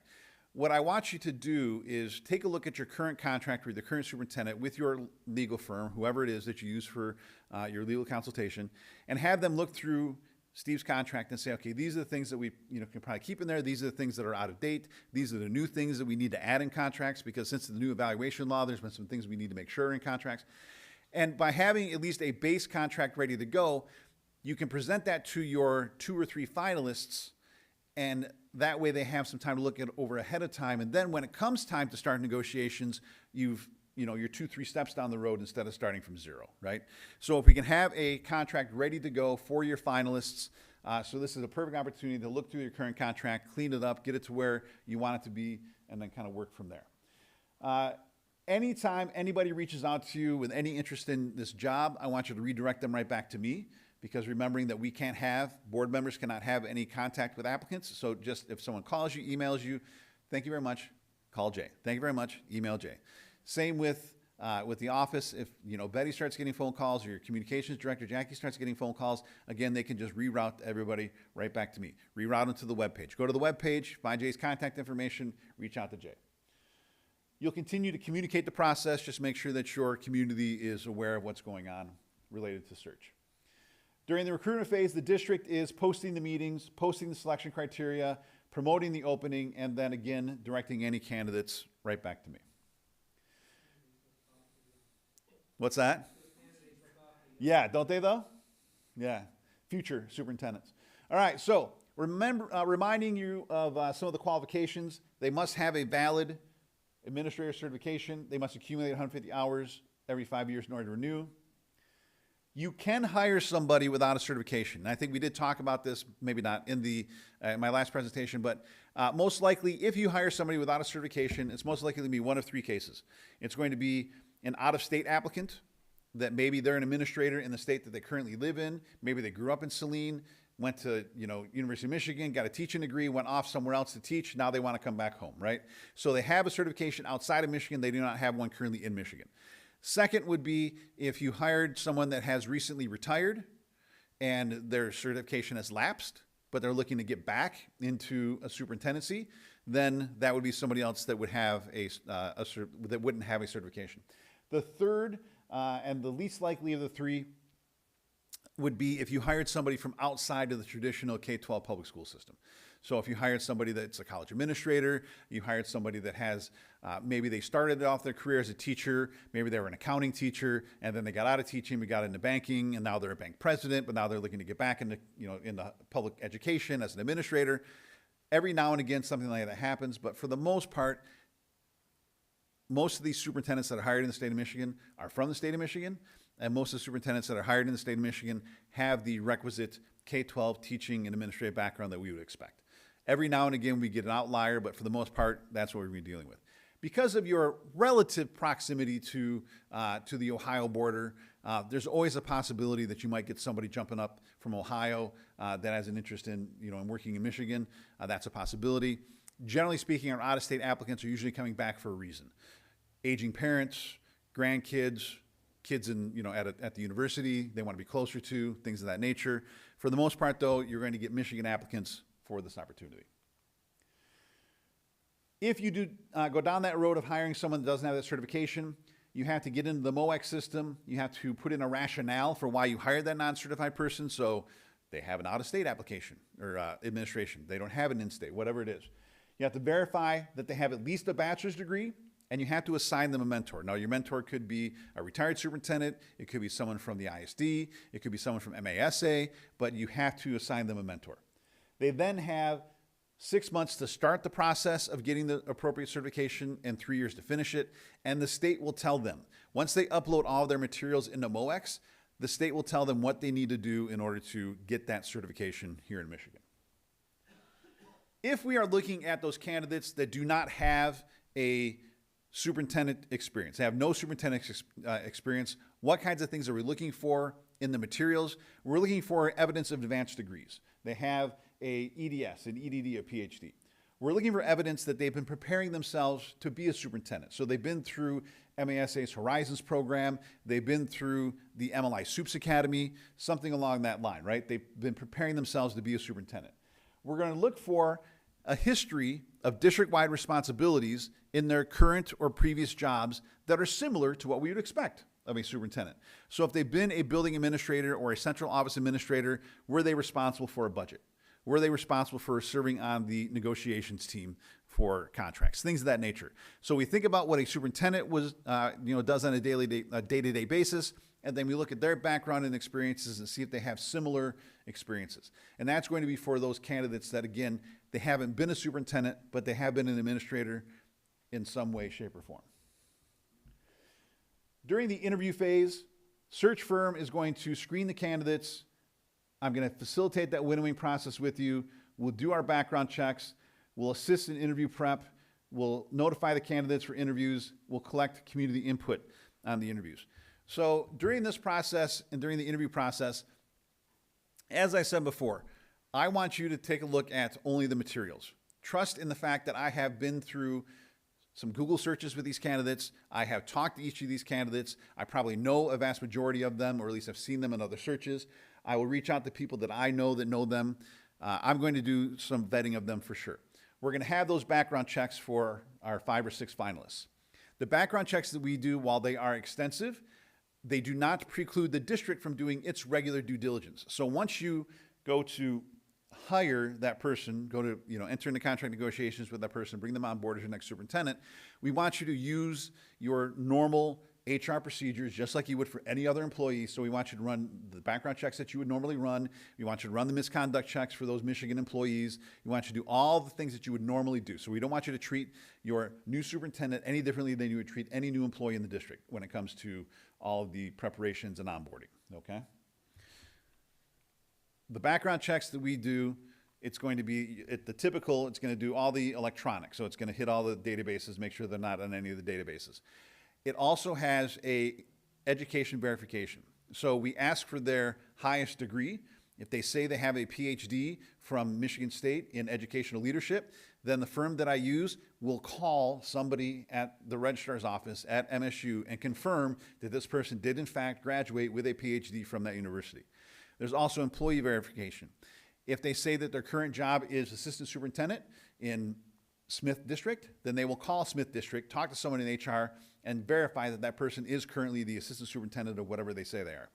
It will also do a social media check. That is part of the background check process as well. They employ some algorithms and AI and who knows what else, and then they send a nice report to me that breaks down all of the questionable behaviors that they have online.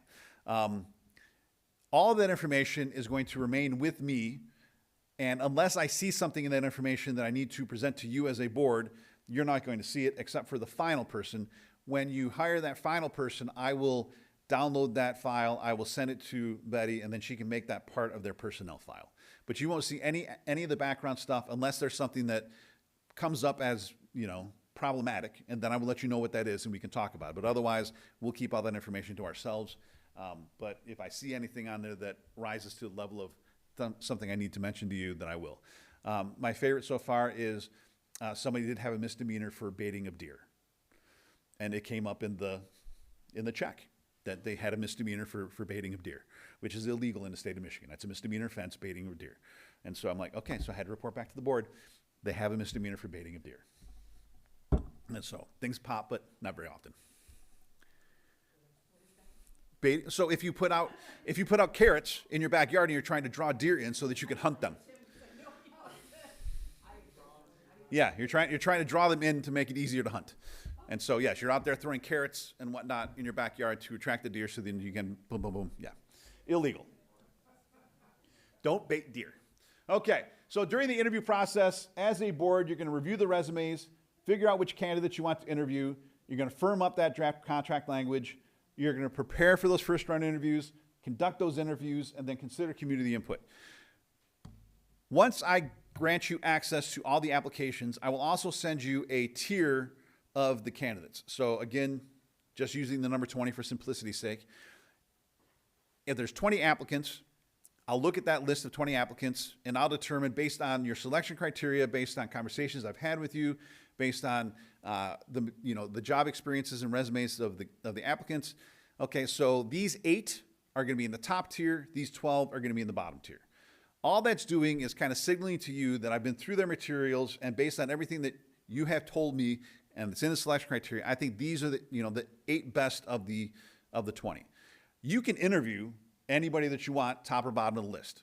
Okay, you have that option.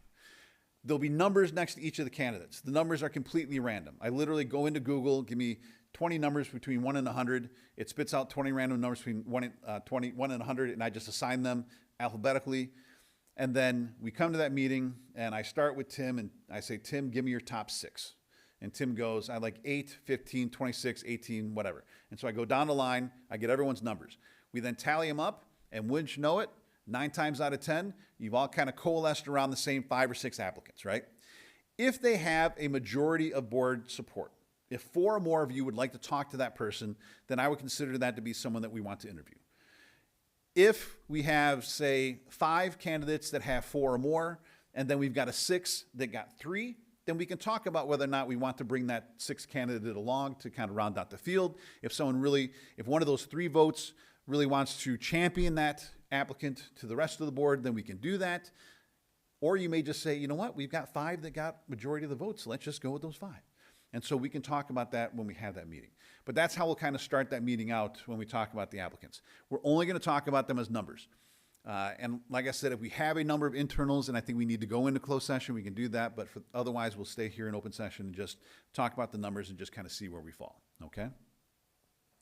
If you see someone in that bottom tier that really piques your interest, you may say to me, Jay, you know, why is number 15 in the bottom tier? And my first answer will be, they don't quite match what you're looking for, I don't think. I think you've got better applicants in the top. And then you may say, well, you know, I'm looking at the numbers here and I'm looking at the resume and everything, and it looks like they have everything that we're looking for. Why are they in the bottom? And okay, well, again, I just think that the applicants in the top tier are probably better reflective of what you're looking to bring forth to your community and staff. And after that, most board members are like, okay. But occasionally a board member really starts pressing, okay, but I really want it, 15, okay, you know what, take your phone out, go ahead and Google them, I'll give you half a second. Oh, okay, all right. And then you start to see what it is that I knew about that candidate. And then you're like, yeah, maybe that's a candidate that we don't want to bring out in front of our community. Because that's what we have to remember, that we're only going to interview someone that we're ready to hire. I don't want no courtesy interviews. We're not going to interview someone just because we're curious about them. We're only going to interview somebody that we're ready and willing to hire. And I tell my applicants the same thing. Only apply for a job that you're willing to take, because nothing is worse than thinking, well, I'm just going to apply just for the experience. And then you get offered the gig and you're like, well, I really don't know. Because then I'm like, okay, well, I'm not sure how I'm going to put you in my next pool, because I had you in a pool, they offered you the opportunity and you said no. And it wasn't because it was an unfair offer, it was because you didn't think that you were ever going to get it and you really didn't want it to begin with, and so why did you apply for it? So it happens, not all that often, thankfully. All right, so during the interview phase, the district is going to ensure confidentiality of the applicants, post the meetings, request those unprofessional conduct checks for any of our Michigan folk, manage our facility logistics.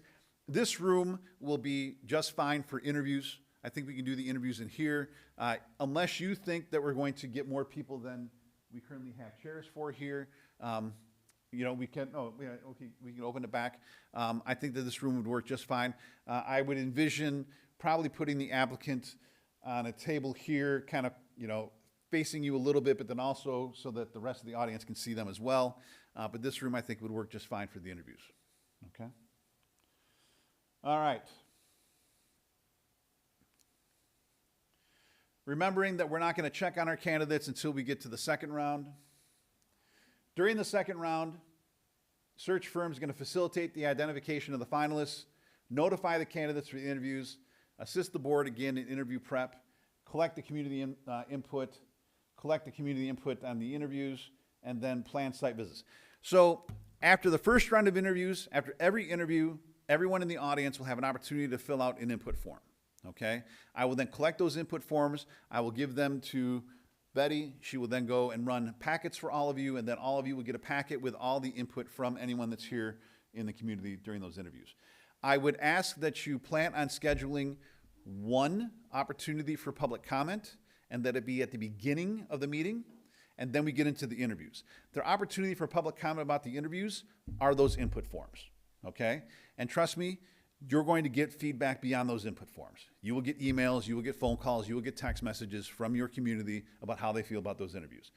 As soon as we release the names of those applicants, you will get phone calls, you will get text messages, you will get emails about those. I know someone who knows someone who knows someone that works with them, and they're fantastic. I know someone who knows someone that works with them, and they're awful. You're going to hear all of that. Anything that you think is relevant, I want you to forward to me so that I can vet it out. So if you get something really nasty that you think you need to have vetted, then just send it to me and I will do my best to vet it out. 9 times out of 10, a lot of it is just, I mean, there's some crazy stuff out there. There's some really crazy stuff out there. My favorite is probably, I couldn't trust him to do the dishes. I don't know how you could trust him to run your district.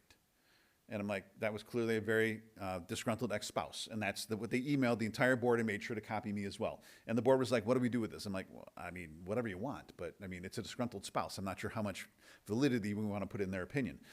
They clearly have an agenda. They were clearly unhappy with how they were not doing the dishes. And that's really all I have for you. But talking to some of my colleagues that do this work in other states, I've got some incredible stories about vindictive boards that were really upset with the way their superintendent left their district and wanted to make sure that they never got another job ever, and would follow that applicant, or, follow their former superintendent around to the districts that they would, and they would reach out to those boards and just tell those boards about how terrible and awful, and it's just like, okay. So yeah, you're gonna hear that kind of stuff. Hopefully nothing to that level, but anything that you get, please send it my way and I'll do my best to vet it out for you, especially if it's something that is really troublesome to you. Let me know and I'll see what I can find out. During the interview phase, the board is going to identify the finalists. You're going to research those finalists, identify questions specific to each finalist, conduct the interview, consider community questions, consider community input.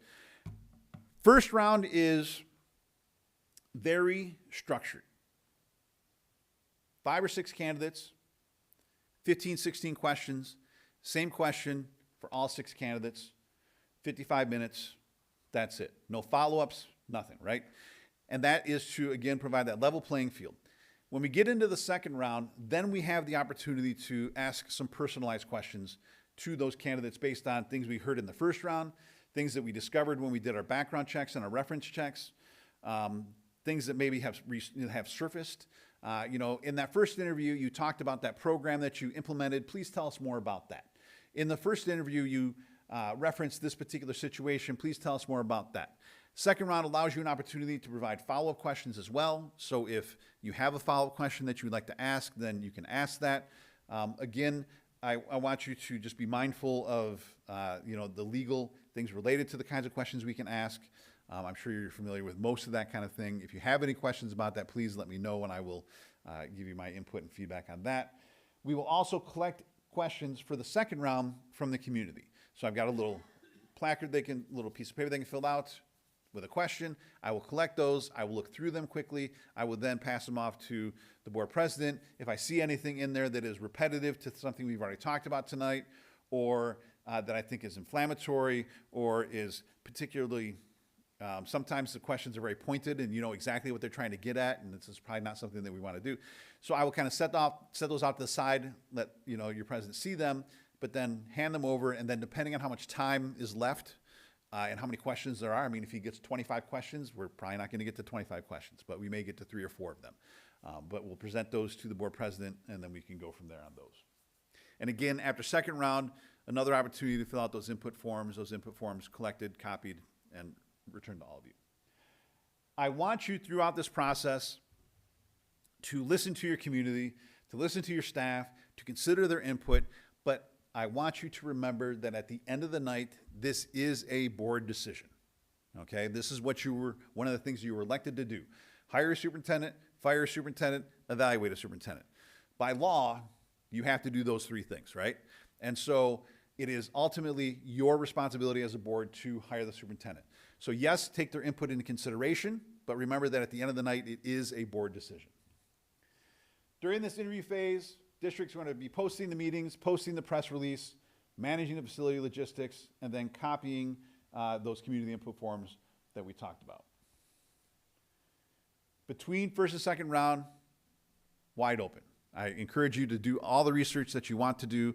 Reach out to board members if they are a current sitting superintendent, president to president, board member to board member. If you know people that work in that district in which they work, feel free to reach out. Do all that due diligence for sure once we know that they're moving on to the second round.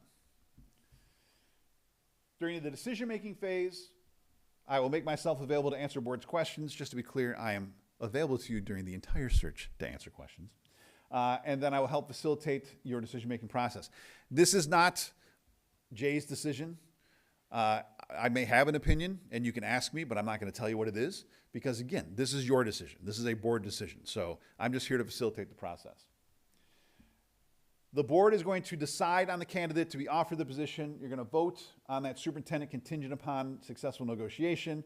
You're going to start those contract negotiations. So that motion is very simply, I move that we enter into contract negotiations with candidate X to be the next superintendent for the Saline Public Schools based on successful contract negotiations. Generally speaking, the board president and one or two other members of the board will head up those negotiations. The full final contract has to come back to the entire board for passage, but it's usually one or two of the board members that do that negotiation. And then I always encourage you to work with your legal counsel as well to make sure that that process goes as smoothly as possible. The district during this time is going to post our meetings, post the press releases, and then work with HR on our normal onboarding processes. We want to make sure that we are reaching out to your stakeholders and getting their input. So we do that through the survey that we've talked about. We do that through the face-to-face meetings that we'll talk about. They have the opportunity to fill out the interview forms after each round of interviews, first and second. They have an opportunity to put forth questions after the second.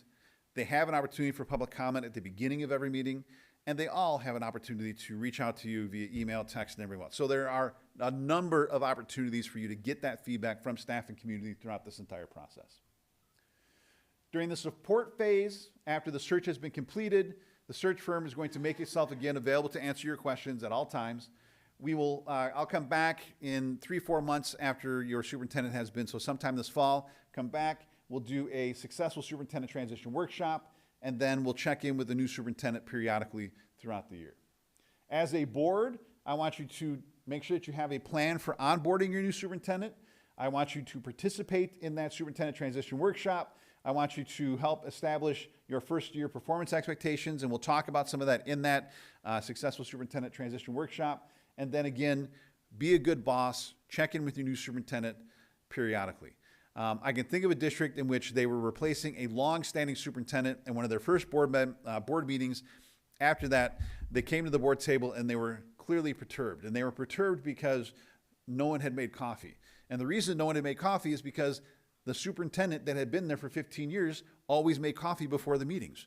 Well, the new superintendent didn't realize that. The new superintendent didn't know that.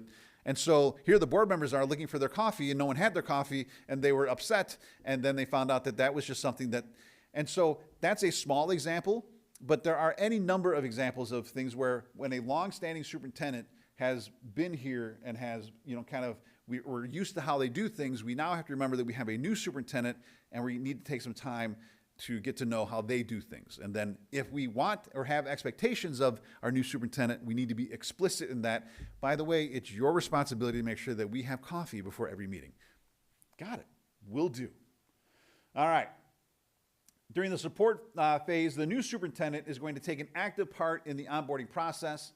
They're going to schedule and participate in that successful superintendent workshop, work with your board to establish those first year expectations, and then reach out to MASB, MASA for any kind of support that they may need.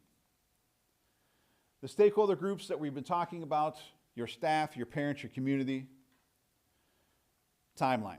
So before we get to the timeline, this is my opportunity to remind all of you that I do this on a regular basis, and so sometimes I kind of get ahead of myself and I kind of speed through some of this stuff, and so I just want to take a minute to reflect and just see if there's anything here that you would like me to talk more about, if you have any questions or concerns, and then we can get into the timeline. So anything, yeah. I do have a couple of questions. Absolutely. I just was noting on the search timeline that we sort of speak about parents and community, but I just would really like to highlight that we should speak to students and recent alumni. I think you mentioned it in your initial presentations, and I think it's a really unique viewpoint that would help us in figuring out the kind of direction for the district. Sure. These, especially like recent alumni or older students, will be the parents maybe of Sure. the next. Absolutely. So, clearly anybody in the community can participate in the survey. So your students can participate in the survey, community members can, participate, alumni can participate in the survey. And then any of those community meetings, I mean, any of the meetings technically, anyone can attend. Generally speaking, the elementary school teachers feel more open and free to talk amongst other elementary school teachers. And the secondary teachers, same. And community members like to speak, when they're with other community members. And that's one of the reasons I ask board members not to come to those meetings, because they tend to speak a little bit more freely when there aren't board members around, right?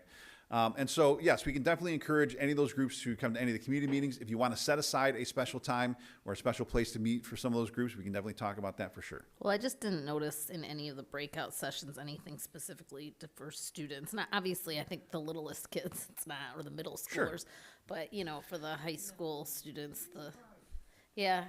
So. Yeah. But on either of those 2 days that I'm in district, we can definitely set aside some time to meet with students for sure. And then I would just ask that, much like if you've been through a strategic planning process, we encourage, a wide variety of students as possible. I don't want to just talk to the student council, which I'm sure the student council are fantastic. I mean, the two that you had up here tonight, fantastic young adults for sure. But as varied a student body as I could get, for the best. Yeah. And then my other concern was just the part about there being the sort of secret file of, anybody who's been in a leadership position for any number of years is going to have a secret file. Yeah. They're going to have something that people did not like, right? It may not be, but it really seems like there's a certain amount of gatekeeping over that information you're going to do until we actually pick the person, because you said you'd have something and you would only pass it on once it was in their personnel file, and you would decide which parts of it, and that's how I was understanding would be relevant for us to know. Okay, let me just finish. Okay, sure. So I just have learned over the years that what one person considers to be important or relevant, or one person's like, well, that was an ugly divorce, versus there was an accusation. It wasn't just the dishes. There was an accusation of spousal abuse. Maybe it wasn't substantiated. That is the kind of thing that, if I were voting on a superintendent, I would certainly want to know about, and not just have well, we didn't think it was really, I know that guy. That guy's a great guy. There's no way he would do that. And then we don't know about it until it ends up in the superintendent file. Sure. That gives me, that statement gave me great concern. Sure. So I just want to hear more let me clarify that, and I appreciate that. So what I was referring to is when we do the background checks, if anything pops in the background check, I'll definitely let you know. But if everything comes back all clear, then there's no need for you to see the background check. Everything came through all clear. You can trust me that if something pops, I'm going to give it to you for sure. That instance that I was talking about, a misdemeanor for baiting for deer, to me is probably not something that's going to disqualify a candidate, but I'm going to let you know because it popped in the background check. If the background check comes back clear, then I'm not going to release that to you. If it is not your final candidate, then I'm not going to release that to you either, because as a board, you only have that one candidate that you have now decided to hire. That file becomes part of their personnel file. So I'm not going to release the other 5 background checks to you. Like I said, if something pops, I will definitely let you know about that, but I'm not going to release the other background checks to you. You're only going to get the one for the actual candidate that you end up hiring. Could you clarify what you mean by something pops? So if in the background check, when I get the background check, if there is nothing criminal in it, it just says clear. If there's something criminal, then it will pop, it will come up. And so if they do the background check, when they do the federal background check, if they are on if they've committed a felony, they've committed a misdemeanor, that will pop in their background check. And then I will let you know that they have a felony or a misdemeanor that has popped. If they have committed, if they're on any kind of registry, then that's going to come up in the background check. I will let you know they're currently on a registry. So any of those kinds of items that come up on the background check that is not classified as clear, I will let you know about those. And what if, for example, a candidate had a settlement with someone who accused them of sexual assault, and there was no criminal liability, but they had had a settlement with an NDA? Is that something that you would bring to a board's attention? If I was aware of it, yes. But I'm only going to be aware of that. So, if they've never been committed of a crime, then that's not going to come up in any kind of regular background check, right? If it's not part of a misconduct check, so when you check for misconduct checks for any state employees, for any Michigan public school employees, If you do any misconduct checks, anything that pops in the misconduct check, you're going to find out about as well. So there is, I mean, you know, there are examples of individuals that have been accused of things, were never prosecuted, so that's not going to appear in a background check. There may be stories out there, and if there are stories out there, then I will provide you with the stories and the links to the stories, and you can read through them and make your own determinations.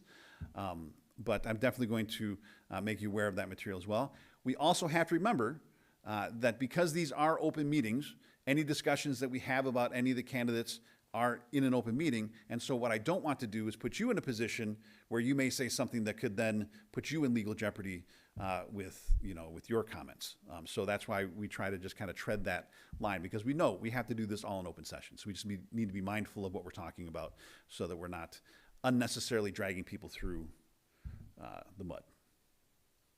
Okay? Can you just clarify real quick, because maybe I misunderstood it, but did you say you'll only give us their background information if they're one of our final candidates? So for your final candidate, I will give you the entire background check that was conducted by our company so that you can make that part of their personnel file. But the other ones, unless there's something in there that you need to know about that was illegal, then there's no need to turn over, because it's just going to say clear. Oh, okay. Yeah. But you will let us know, because that may make a difference of whether or not you'll absolutely. You would push somebody to If the final if something one. pops in those background checks, I will let you know for sure. For sure. And just to be clear, we only do background checks on the 5 or 6 applicants that you've selected for interviews. Okay. The other ones, they're going through the application. They are taking it upon themselves to check the box that says, yes, I've never committed a felony. Yes, I'm not on any offender list, right? They're filling out those applications and answering those questions. And so we're going to take them at face value. Once you then select those 6 applicants, then those 6 applicants will all get the background checks. Those generally come back pretty quick. The computer stuff comes back almost instantaneously. The education verification and the employment verification, that's all dependent upon how quickly the company can get a hold of somebody at the university or at the school district and get confirmation from them. So that can take a couple days. The social media check comes back pretty quick as well. Okay?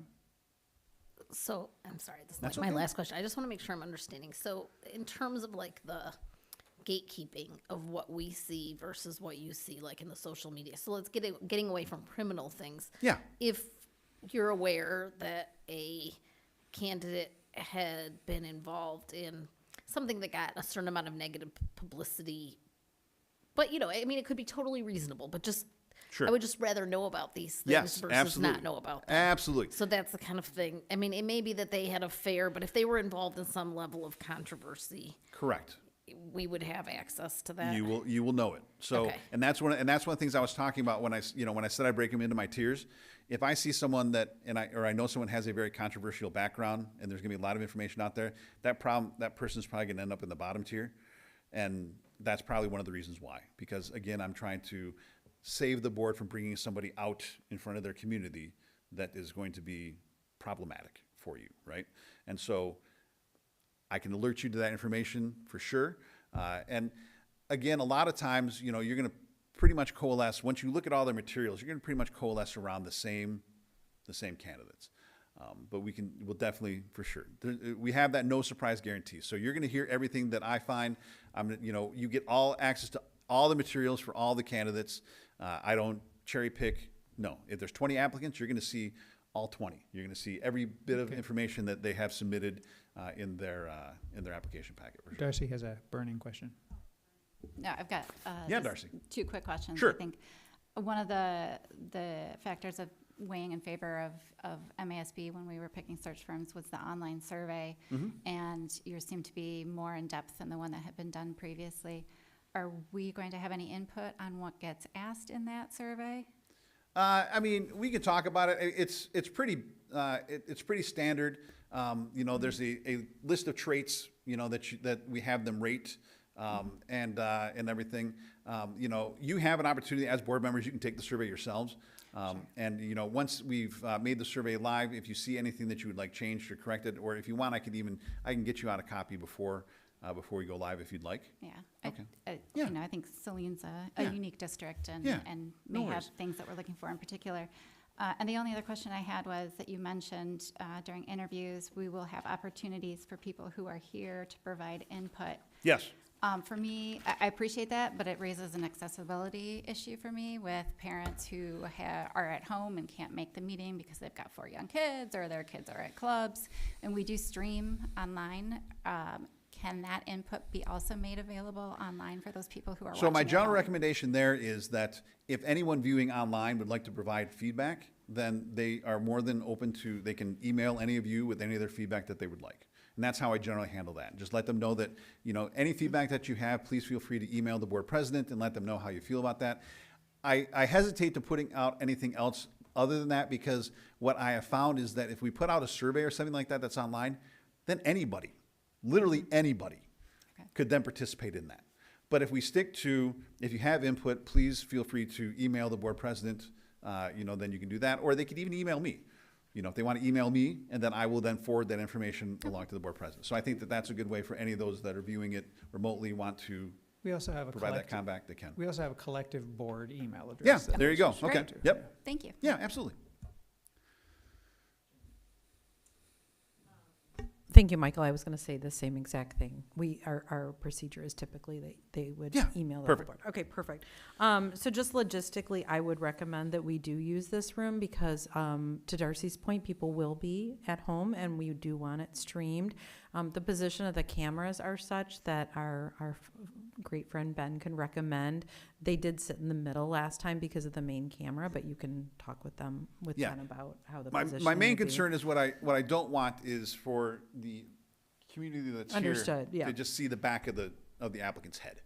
Yeah, Because that's not. understood. Now, I have had it in the past where some districts have put a screen kind of like behind you so that anybody, or even off to the side here, so that people in the community Yeah. can then at least see the face of the. Yeah. of But the this is a good Yeah. setup. Oh, absolutely. To absolutely. Darcy's point, for those individuals at Sure. home that Sure. might have that need. And if I can interject just a bit, we just had a little sign language with Ben. He can easily set this room up so that it works He's the very best. well. Yeah. Fantastic.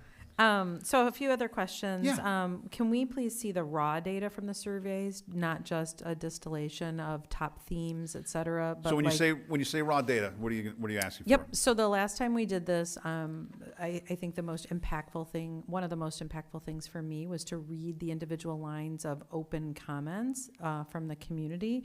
And I referred to it several times when I was gut checking myself in some decision making. And I thought it was very beneficial to hear those Yeah. voices. So there are from no their own open-ended, there voice. are no open-ended comments in our survey. Okay, so to Darcy's point earlier, I also would like to possibly have the option to tweak survey things and open form something, because I'd be really interested in what people say. That was really good last time. So just a piece of feedback from me. A couple other things. It's slide 15 on mine. I'm not sure what slide it was in Yeah. your deck, but it starts off professional accomplishments that a board should look for in superintendent candidates. Yeah. I'm assuming we have the ability to put in a minimum or a desired qualification specifically? Yes. Okay. Because of the size of our school district, the ranking, the reputation, Yeah. et cetera, I think that's something that we should absolutely. consider. Absolutely. Yeah. No, when we go through and develop that select criteria, we'll talk about exactly what it is that you want and what your expectation is related Okay. to that for sure. Okay, excellent. Yep. Public comment at any open meeting, absolutely. Yeah. I heard that.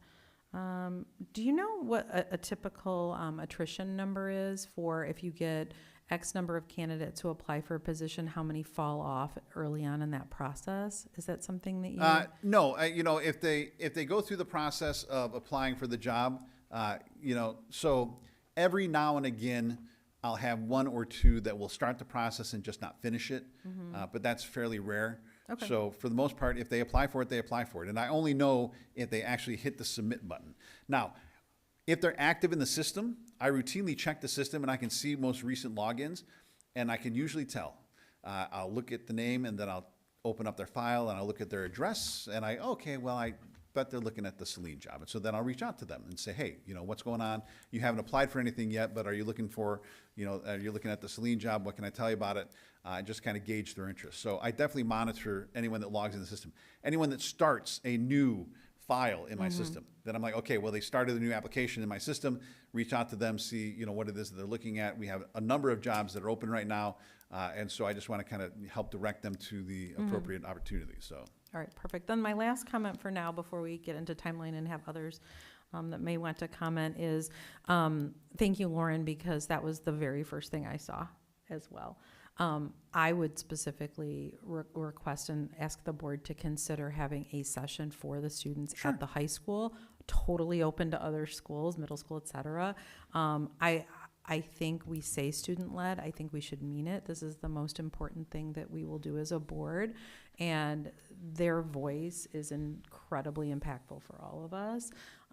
We have Hornet time. We have a huge auditorium where they'd all fit. Like we can figure it out. Absolutely. So I would ask that students are definitely considered as their own group, because to your point, if elementary school staff like to be together, the students like to be together, and Absolutely. they don't like surveys. So while we're talking about the survey, so before I forget, any languages other than English that we would like to see this in? Spanish? Anything else that we can think of? I don't think. I'd ask for suggestions from Carol, our Assistant Superintendent of Human Resources.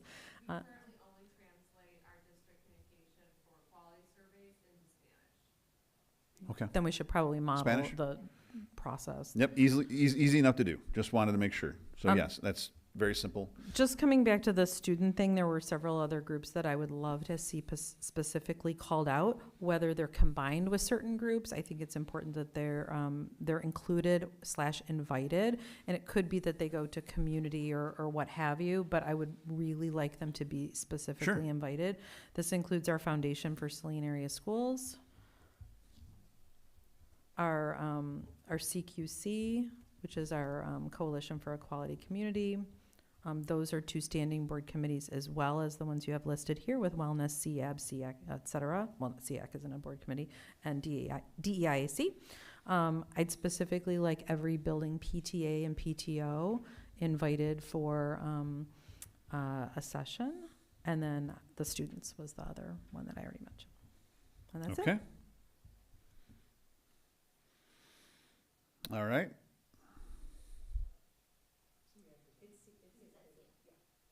Okay. All right.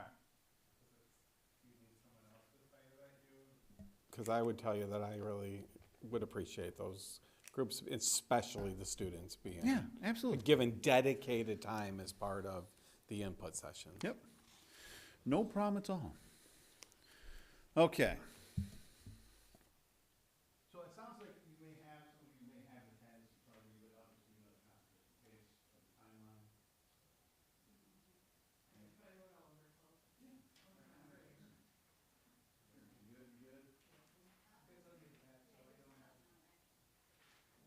Oh, yeah, just kind of drop off.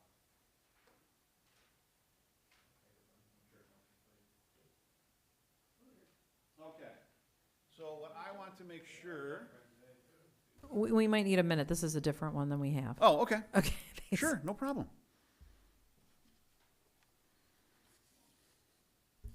Jay, while they're reading I their- think the change is the distribution plan. It looks like that's the only difference.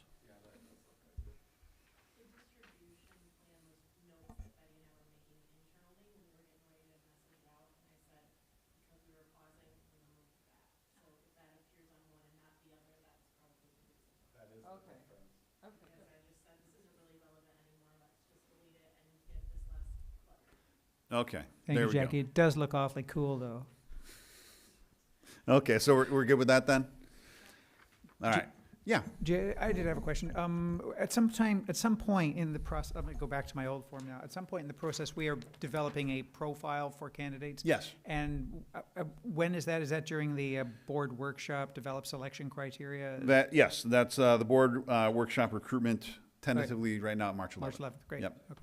I have one item, if you don't Yeah. mind. Let's say that something concerning does come to us. Look, we're not going to try, like you said, to go research and look into people, but I also know that I have people will see me and will reach out to us, and they will, right? Yeah. So what if we do find something that we find concerning? Yeah. Okay. Can we request to go into closed with you, or No. do we at any time? No, or just bring it to me, and then I will vet it out, and then I will just report back to the board in an email what I found out. So I What can if it think, happened an hour before we're going to interview? Or what if it happened, you know what I'm saying? Like, anyway. yeah, so we'll just have to take the time to figure out, how much credence we want to lend to it. So I can think of an instance in which a board member came to me and said, okay, so I heard that candidate X did X, Y, Z. And I reached out to everyone on the reference list. I reached out to the current administrator. I reached out to the current superintendent. I reached out to everyone I could think of. I reached out to the applicant themselves. I asked them all the same question. Did this person do this? Nobody could corroborate the story. And so I went back to that board member and I said, okay, I vetted it. I talked to 12 different people. I talked to the candidate themselves. Everyone said that this never happened. And I said, so I don't know if that person that told you had their own particular axe to grind or whatever it was. I said, but I can find no evidence that this thing ever happened. And so then it's going to be up to you then to decide, okay, so he checked into it, couldn't find anyone to corroborate it. So is it something we consider? Is it something we not? And so that's kind of thing that we have to just kind of, think about. If it comes to us at the last minute, then we have to decide. So do we want to take the time to vet this out? Or do we want to consider this in our decision-making process? Or do we just want to cast it aside and possibly even address it, through the interview process? What I found to be successful in a lot of these kinds of things is I let the candidate know, okay, so this is a concern that's been brought forth. Figure out a way to kind of weave it into your interview so that the board can get an understanding as to exactly what it was that happened. We work with candidates all the time. Take this as an opportunity to tell your story, right? And so get in front of it. If something happened out there and you know what's out there, don't pretend like it's not out there because they're going to find it. So take the time to address it and to just hit it head on so that the board can then decide, okay, they've clearly dealt with this issue and they're ready to move on, and so are we. Yeah, thank you. I just wanted to make Yeah. sure we're protected from slander and from Sure. any type of legal. So thank you. Absolutely. Okay, so February 11th, which is us right now, right here. So we've done that. Woo! Okay, I have meetings scheduled on the 19th and the 26th featuring these groups. And so anywhere here clearly on the 19th, I've got plenty of time there between lunch and 3:05. That would be a perfect time for me to meet with some students. So we can work with Betty there to put me in contact with, or to set it up with, someone at the high school and just let me know where I need to be. And then I can meet with students during that time for sure. Jay, and just to go back to our PTA, PTO, CQC, possible Yeah. FSAS, and any other groups that the rest of the board could suggest, and they could fit in here. I think the students are their own, entity. Yeah, absolutely.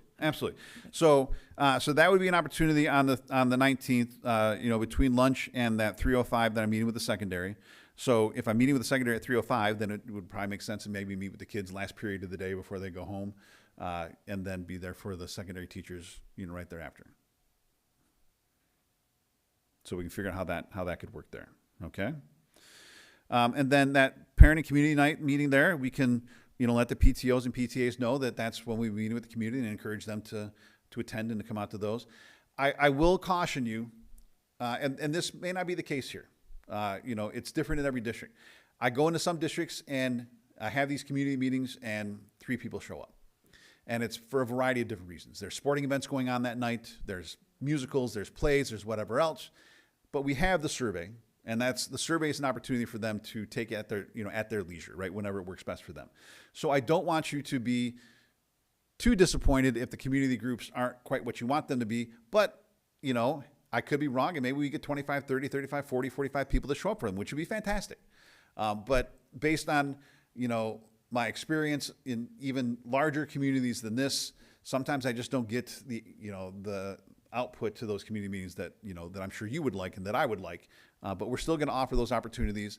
But I am cautiously optimistic that you're going to get a pretty robust response to the survey. And so that's where you're going to get most of your input. I had a quick question about that, Jay. Yeah. And to kind of echo what Darcy and Jen had said about the survey and having a short form answer, which it doesn't in the standard format. Unless I'm missing something, there's only the one opportunity for the parents and community that one evening. Like you said, there could be something going on. Can that be something that could also be virtual? So we have the opportunity at 6:30 on the 19th. We have the opportunity at 1 o'clock on the 26th. Okay. And then technically, that meeting at 6:15 to 7:15, for all practical purposes, that's a community meeting as well. We've got those specific groups that are coming in for that, but any of the community members that want to come to that are more than welcome to come to that as well. These are all open meetings, so I would encourage community members to, think about that 6:15 to 7:15 on the 26th, in addition to that 1 o'clock on the 26th, and then the 6:30 on the 19th. So that's 3 opportunities for them to come in addition to the survey. One of the reasons, I will be upfront with you, one of the reasons that we quit using the open-ended comments is because it had been our experience that they were turning into just open disparagement of employees and community members and everything else. And as soon as we release those comments to the board, they are subject to FOIA. And so once they are been released to you, they're then subject to FOIA, and then they can be released to everybody else. And so we were not getting any kind of valuable, at least not a lot of valuable comments back. We were getting a lot of just absolute, just railing against previous administration, railing against current administration. This district is never going to be this district is never going to be that. Just lots of, not very helpful.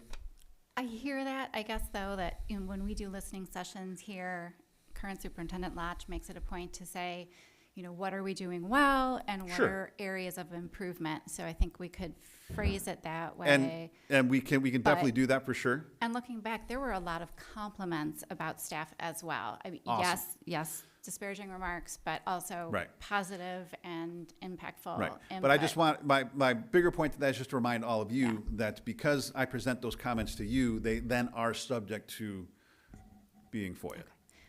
And Jay, I guess the one concern I had when I hear you say that these are open meetings and anyone can come, I guess back to special ed, and maybe Julie Volker can speak to my concern. I guess it's very important to me that we have a great special ed department and that they and their families get dedicated time. Is that something that we can make sure that, I guess I don't see the staff on here, the special ed staff, and I just really want to protect the SEAC parents to make sure that they've got a chance to come to the table and be heard. Yeah, absolutely. Okay.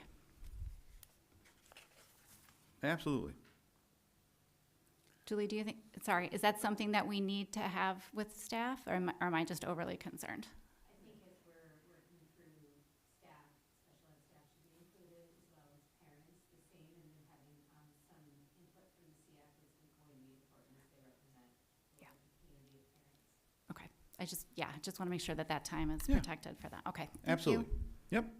Could we maybe provide an inclusive list to Jay of all the groups that we want to make sure are included, because I've counted 6 additional that are listed on here, not least of which the students. So I think maybe we should compile a list.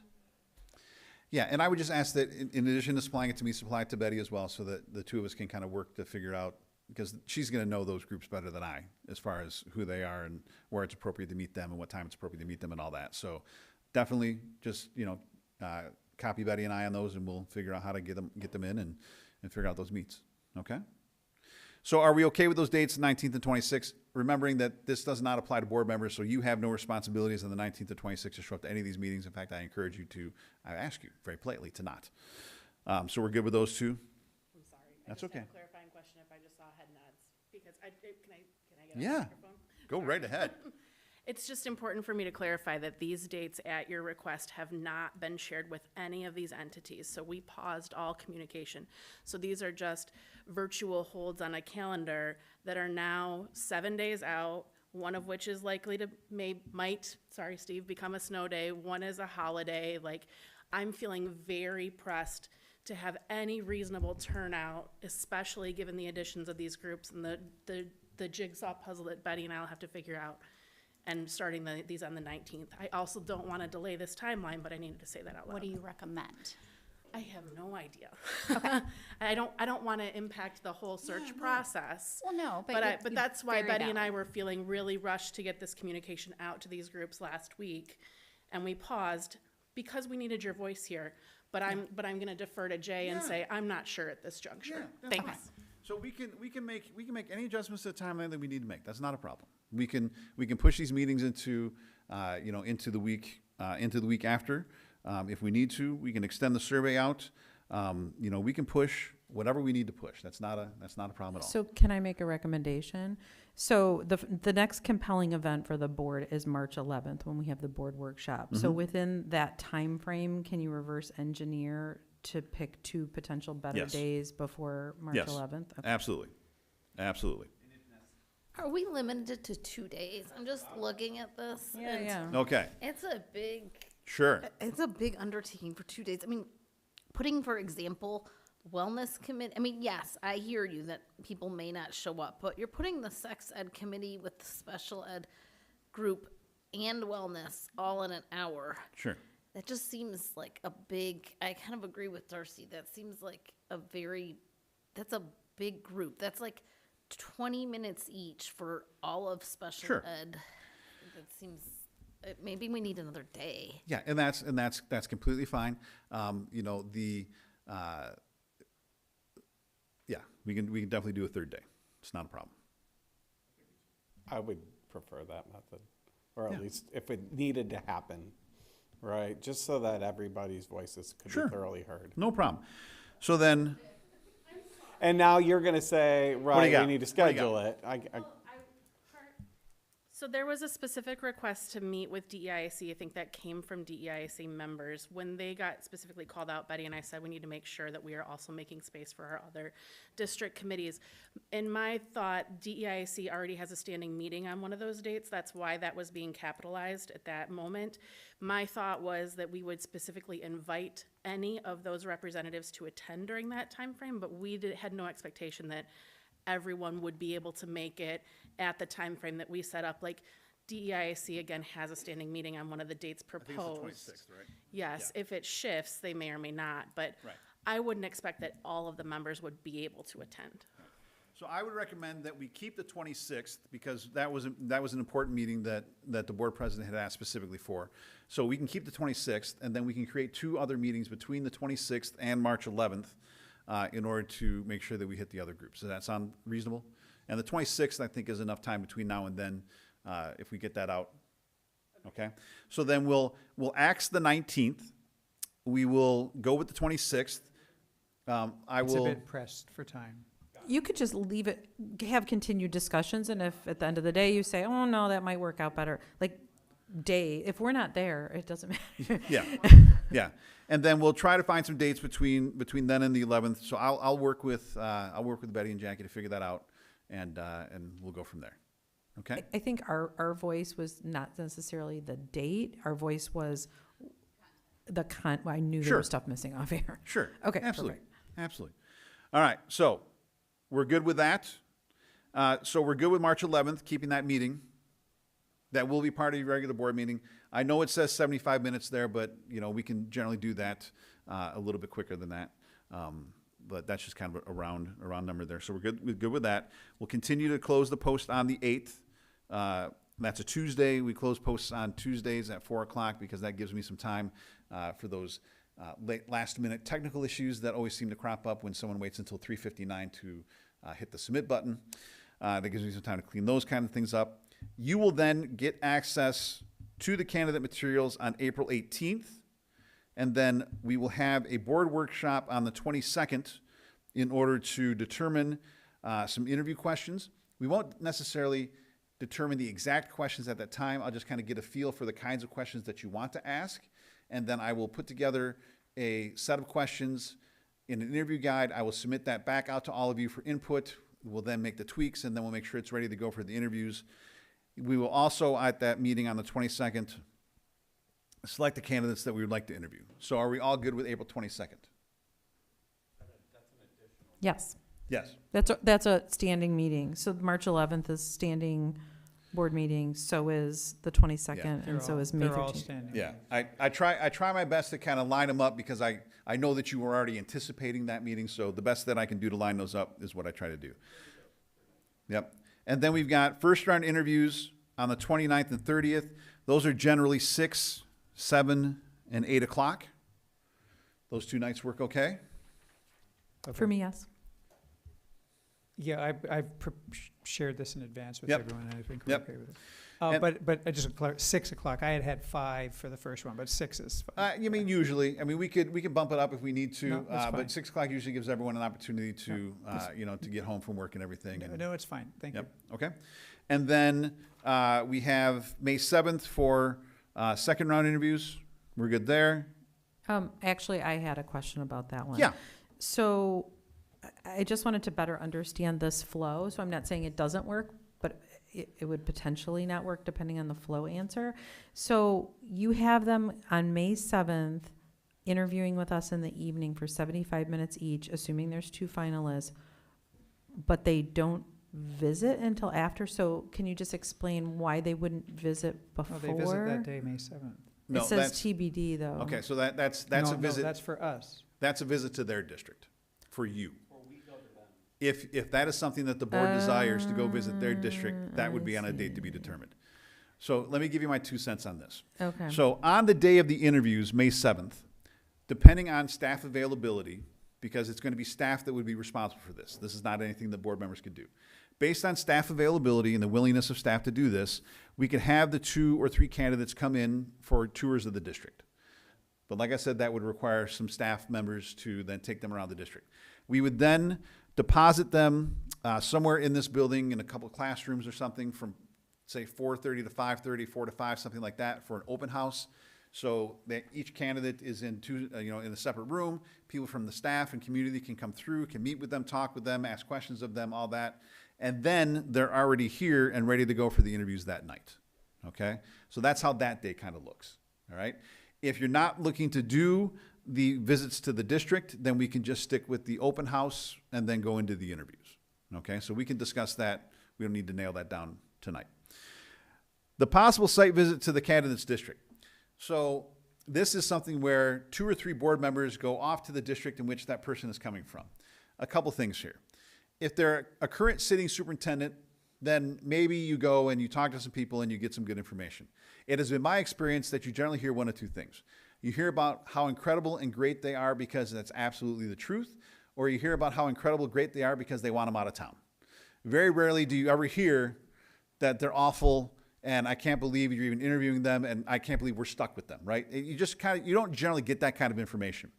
If they're not a current sitting superintendent, if they're a building administrator or a central office person, then the board may not know them all that well. The community may not know them all that well, especially if it's a secondary principal and you only end up talking to people that have elementary kids. They may not know who the secondary principal is. And so sometimes going into those districts, I've not found there to be a lot of, nothing that you couldn't probably get with a phone call. So something to consider. If it's something that you want to do, by all means, we can work to set up a visit with that candidate's district, but it's a mixed bag at best. We found that the tours and the open house work very well. Those same input forms that we use for the interviews, I provide a stack of those at each of the rooms that the candidates are in so people can fill those out. I'm there to kind of monitor the 2 rooms and to direct people, where to go, make sure the conversations kind of flow and stay on topic and whatnot. And then I'll collect those input forms and then get you copies of those. And you may even get, again, text messages, emails, phone calls. Hey, I went to the open house today and I saw this candidate. They were fantastic. I really think you should, take a good look at them. So you'll get that input from those as well. So I think that has been very effective. The site visits to the candidates' districts, I'm kind of meh on those, but that's up to you. Could we go back to the May 7th? Because Yeah. I would just propose that we have a discussion about having that on May 13th instead, and the reasons are twofold. Number one, I paused when Jackie came up here because she's saying, with the delay in discussing things till tonight, maybe that might move those dates back a little bit. So then that might move other timeline back a little bit. Also, May 13th is a standard board meeting, so we would normally have that available and on our calendars for all of us to for sure be here. And then also, the last time that we did this, we did have the board come for breakfast and kind of, it was a social. It doesn't break OMA if it's social and we're not talking about the job. And then, Michael, I think you and I stayed and we minimally went to 1 meeting. Because I remember we were out here. We did like a little reception welcoming them for the day. Welcoming the candidate. Yeah. Okay, and you posted it as an open meeting. You held Mm-hmm. you held public comment before. I don't know. Yeah. I don't See, remember. anytime you have contact with an applicant, it's an interview, and Okay. all interviews have to be done in an open meeting.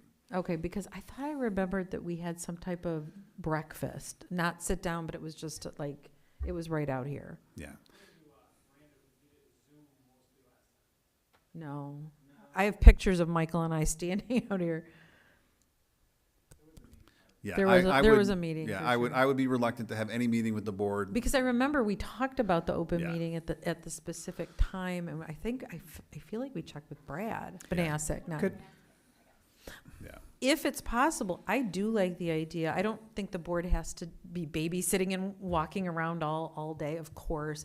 But something welcoming them and then coming back, I think is a nice hospitality touch. Sure. Because one thing I don't want us to lose sight in, because we have a lot of requirements and you've done this a lot of times, they are also making a decision. They are a customer, right? Sure, absolutely. We want them to be attracted to our school district. We want them to feel like they were welcome and they can see themselves and Right. perhaps a family here too. So if we could do it, I think that Yeah. would be a nice idea. I don't want to break OMA, Yeah.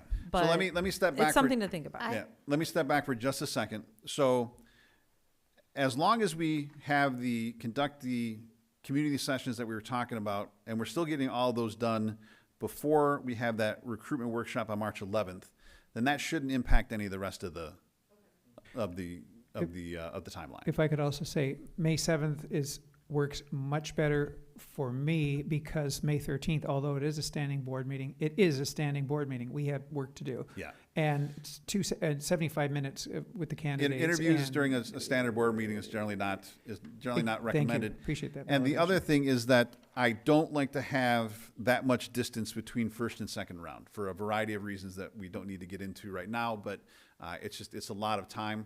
I would hate for candidates to get cold feet between those two times. I would hate for candidates to have other opportunities for other jobs between those two times.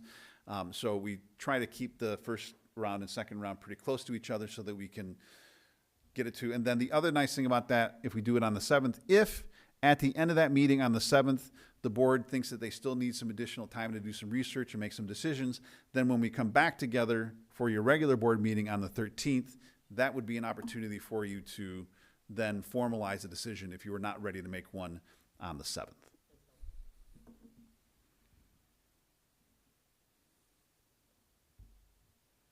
I was just gonna echo that I think having it the same night as the board meeting is too much by the end.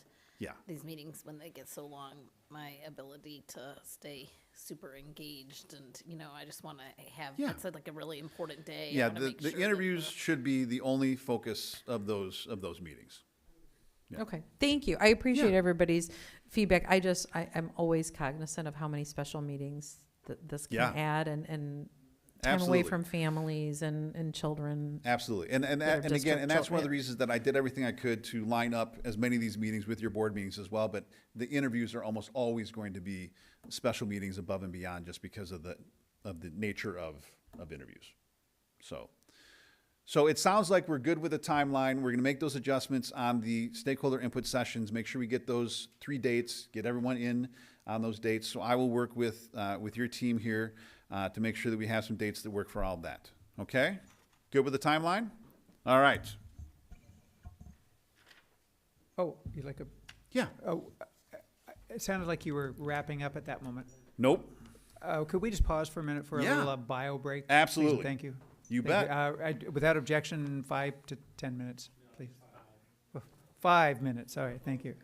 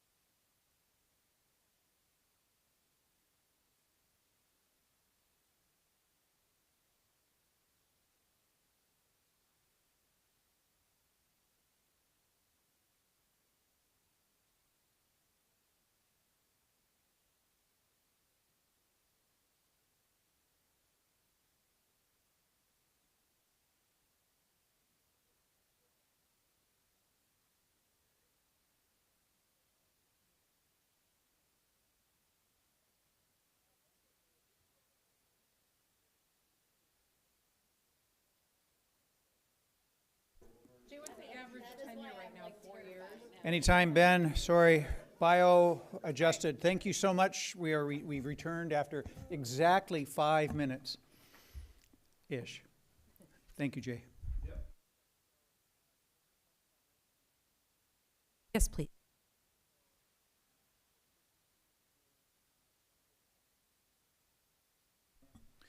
4 to 7 years. Thereabouts. So for districts like yours, about 4 to 7 years. It used to be 2.75, so that's pretty good. Well, I mean, so general, urban districts, 3 to 5, suburban rural districts, 5 to 7. It just kind of depends on, on where you put yourself.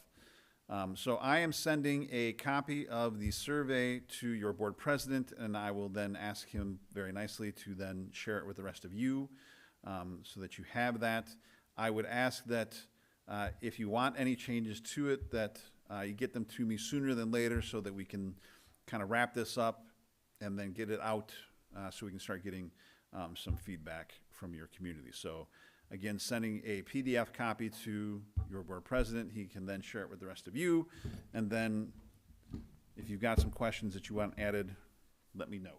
That's backing up, that's the stakeholder survey? Yeah. Yep. Of course, Thank you. make sure that actually went. It'll be a fast turnaround, I'm sure. Okay, so I gave all of you a salary comparison. First thing I want to ask you is, are you satisfied with the districts that I use for comparison? I actually would not recommend those school districts. It's always good to see what our neighbors have, but generally, we have a slightly different list that we benchmark against. Okay, so what districts would you like to take a look at? Could we come back, if others have immediate ones? I would suggest the ones we benchmark against academically, outside of our ISD. So I actually talked with Steve about that last week and just asked sort of, are we still benchmarking? And he said they sort of haven't done it recently. And then it was curriculum based. So not necessarily like what I look at here is population wise. Yeah. And so I guess I'm wondering if there are more districts outside of Washtenaw that compare population wise. Sure. So I can tell you. Just to follow up, yeah, I like that too, Darcy. Yeah. So let me give you, I'm logging the metrics here. Give me a second and I'll tell you some of the districts that would.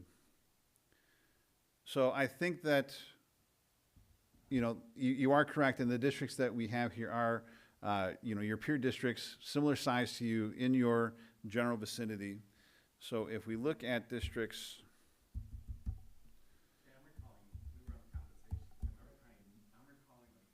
Could you turn your mic on, please? I'm recalling we benchmarked against Novi, Northville. You're right. Grosse Pointe South. Okay. I don't recall that specifically, but it's It probably was in there. true. Yeah. There was some a little further away as well. I think Macomb maybe? Like maybe like a Rochester. Right. I think Troy might have been in there. Troy, yep. And then either Birmingham or Bloomfield. It was a B. I don't remember. Okay, so I can tell you. All right, so someone had mentioned Novi.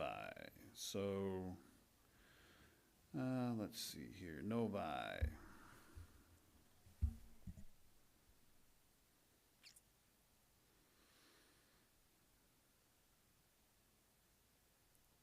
Okay, Novi, we're looking at a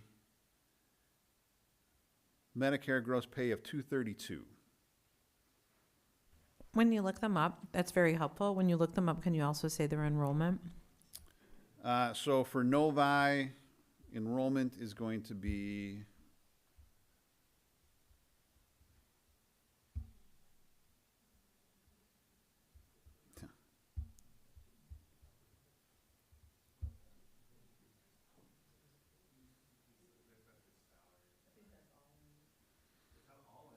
what's that? You just said, is that That's salary. salary, insurance, pension, annuity all together? Or all, just salary? all in 383. Okay. All in 383. But we're concerned with salary and annuity. So salary was 232. When you add in FICA, retirement, medical, dental, vision, life, and everything, then that gets you to the 383 all in. The enrollment numbers there? Yeah, I'm looking at that right now, just a second.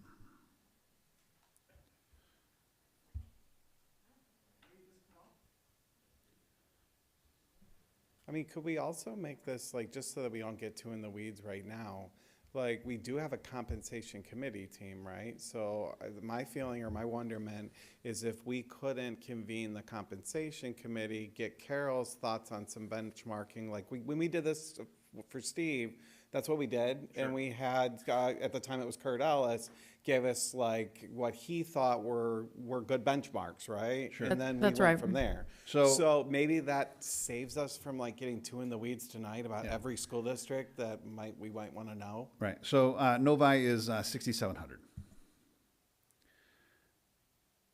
So what I can tell you is, I gave you the comparison districts here from your area. We can definitely look at some other comparison districts based on current market, based on what is happening in other districts, based on other salaries for other districts. I tentatively had a proposed posting salary based on what your current superintendent is making, based on market right now. I had it at 165 to 185. Now, 165 might be a little low. We might want to possibly think about 175 to 195. We can go up. Generally speaking, we don't go below our basement. We can go as high as the board is comfortable with. So we can go well above the top end of the scale, but we're not going to go below our basement. So based on area districts, based on current market, 165 to 185, I think puts you in a competitive space. If you wanted to up that a little bit, 175 to 195, I think, again, puts you in a very competitive space for districts your size in this area. I agree with Brad that I would be in favor of a compensation committee and then bringing it back to the full table with time to research this, talk with Carol. And I'd like to review what we did last time because I think that's exactly what we did last time. And if that was 4 years ago with the rate of inflation, I'd want to think about that as well. I just want to know from Jay though, how does that impact, like you had put on here that you wanted to get out a preliminary posting. So like, can we do a preliminary posting with a salary kind of to be I would determined? not, I generally recommend against putting out a preliminary posting without a salary because the first question I'm going to get is what's the salary going to be? And so once I have the salary, then we can include that in a preliminary posting and get that out. So I'd be more than happy to just hold until you decide, what it is that you'd like to put forth as a salary. Did you get any information there? Me? Yes. We were looking at the contract from 2022. We'd since updated it. Oh, for okay. Steve. Yeah, I pulled the transparency report. So whatever you had on the transparency report on the webpage. So I can give you the numbers later. But, Okay. Thank you. Do we need a salary number or can we put a range? A range is fine. A range is what I would recommend. Do we really need to have a whole committee meeting just for a range then? When I heard a range, I actually thought we don't need to go now district by district and like figure, like if we did 165 to 185, it's highly likely we're somewhere in there or above it. I think our floor of 165, I will flat out tell you, like, is a good, like, it's reasonable. Meaning, like, we wouldn't want to go below that floor, I do not believe. I would like to have the information from the school districts that we mentioned, Northfield, Grosse Pointe. I would like to add Plymouth Canton because their numbers for enrollment, to the point earlier, might be similar to ours. But you want to do Oh, that. enrollment numbers of Plymouth Canton? Mm-hmm. Plymouth Canton is 14,000 or thereabouts. A lot bigger than when I was there. No, they're much bigger. Yeah, no, Plymouth Canton is a monster. But I think only looking, like, I would like some diverse schools. I would like outside of Washtenaw County as well. I just like more information than benchmarking against the four. I mean, they're great. And they're our neighbor friends, but. Sure. We can benchmark against any of the other districts that you'd like to benchmark against. I'm fairly certain that you're probably going to still come right around to this range, only because some of the districts that you've already mentioned, Novi, as you, I think, what did I say, was 383 was their total in package. I mean, that's much higher than what you'd be offering all in for your candidates. So I think some of the districts that you were looking to compare to, they're much bigger and much more, there's just a lot more there, and I just think that those salaries are gonna be much higher. Sorry, I'd like to benchmark against similar sized, potentially similar makeup of, we're primarily urban, not Yeah. a city. Just something similar along a couple of those characteristics. But I'd caution us about going like district by district right now. So I guess, or at least that's my reading of the, whatever you guys want to do, we can go through every school district around. But like, I would say like, let's get the three of us are compensation committee, correct? Like, what if, Jay, if we got together and we got a salary range to you within X deadline, you could give us or tell us when you would advise that, and then we can do our homework in the meantime? Would that work, or do you want to do this right now in open session for sure? That is completely up to you. I am here as long as you'd like me to be. We can definitely go through some of this right now. If you'd like to put a pin in this and come back to me with a salary scale, preferably by the end of the week, then I can get it posted by the end of the week. That would be my recommendation but I mean, 7 of us, and you guys tell me. So I know someone had mentioned Grosse Pointe. So Grosse Pointe, 6,400 students, so a little bit bigger than yours. And when I did that search, that posting was $285 to $330.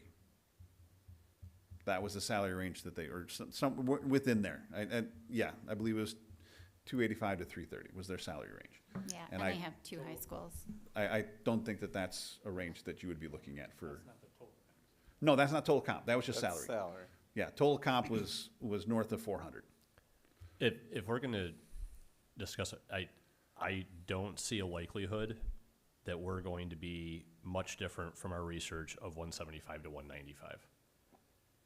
I don't anticipate us being significantly off of that.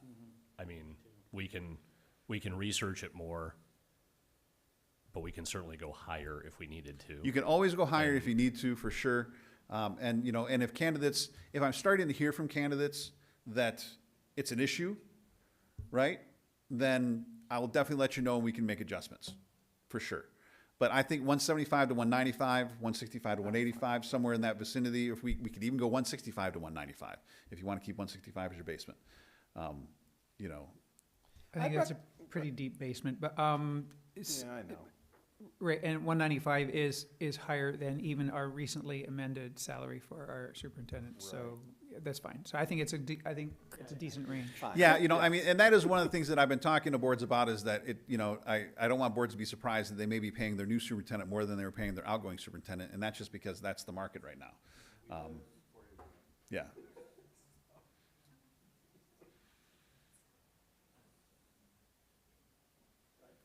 I'd like to say that then we just put 165 to 195, and I feel pretty strongly we'll fall in that range somewhere.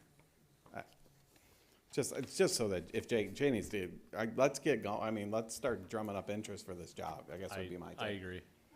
I think we need Michael back to do no? They don't have to vote? No. Okay. Yeah, okay.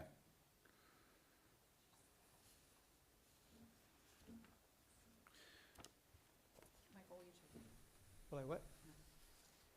I still think we should look at a few school districts that have approximately, like I just did a Google search. I see Jennison has 5,000. I see Grand Ledge has 5,000. Like, I think it's just prudent to be able to look at some other figures. I realize that some of these are much higher than we would consider, but I still think it's a good idea to look at some.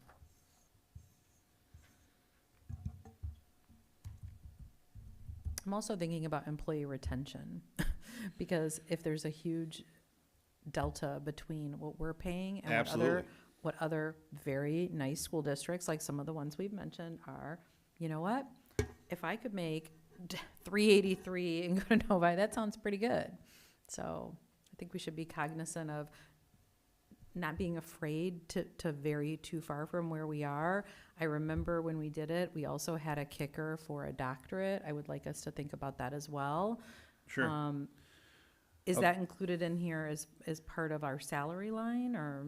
Well, that would be up to you. I mean, you know, when you do the negotiations, if you want to add anything above and beyond the salary, whether it be an annuity or an additional stipend for an advanced degree, that would be, you know, part of the contract negotiations. So Grand Ledge, superintendent, Medicare wages, so that's basically your salary, $201,978, total comp $328. So that total comp of $328 is still quite a bit higher than your comparative districts that we've got here. And they are at about, their student population is just over 5,000. But there are other issues that it's hard to tweeze out from the base numbers, like if your superintendent has been there for 25 years or 20 years. Grand Ledge superintendent's been there for 3. All right, that's a whole different story. Yeah, that's my home district, so that's why I know that. So are we content with 165 to 195 for the posting?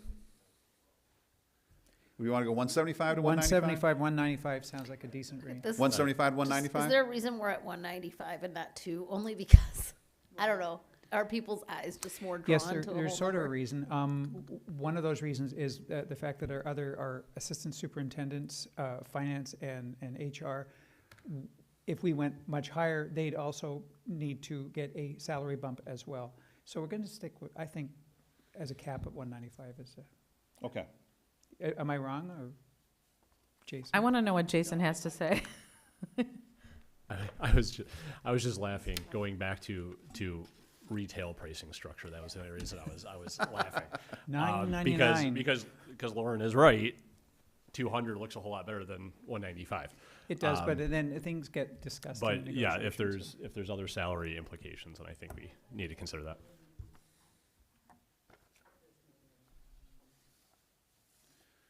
Okay, so 175, 195? Okay. All right. So, working with your staff, they gave you some information.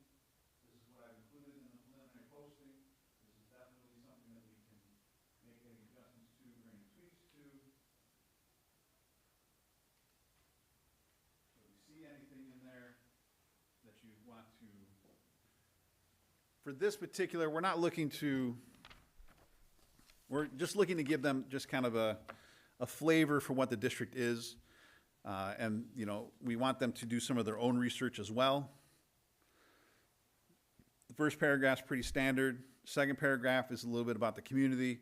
Third and fourth paragraph is some information about the district. And again, this was compiled with some input from your staff. So take a few minutes to take a look at that and let me know what you're thinking.